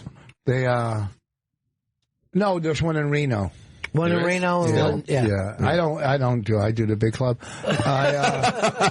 But it's one in Reno. All right. That's fair. That's a fair point. Yeah, we're going to get out on that one. He does the big club. All right. Tomorrow is Maria Bamford Unmasked. At 2 o'clock. At 2 o'clock. We're doing it tomorrow, too, at 11 if you're around. You know, you're always invited. Maybe you'll end up on her show. I don't know. All I can do is put people together. You know what I mean? That's right. I try to put people together. He shines when the camera's going. Can you get Apatow? Apatow, whatever the fuck. That's the problem. That's the problem right there. Just found your issue. Well, we had his old partner on yesterday, right? Who? Paul Feig. Paul Feig, yeah. He's producing Amy's new movie. Amy, I keep hearing that name. Amy who? Schumer. Oh. Schumer. Yeah. Oh. Yeah. Keep an eye on this kid. I hear big things. Yeah. I hear big things too. All right, that's it for us. See you again in 1974. Ladies and gentlemen, the evening is over. We hope you all enjoyed yourselves, and we'll see you all again in 1974. Good evening!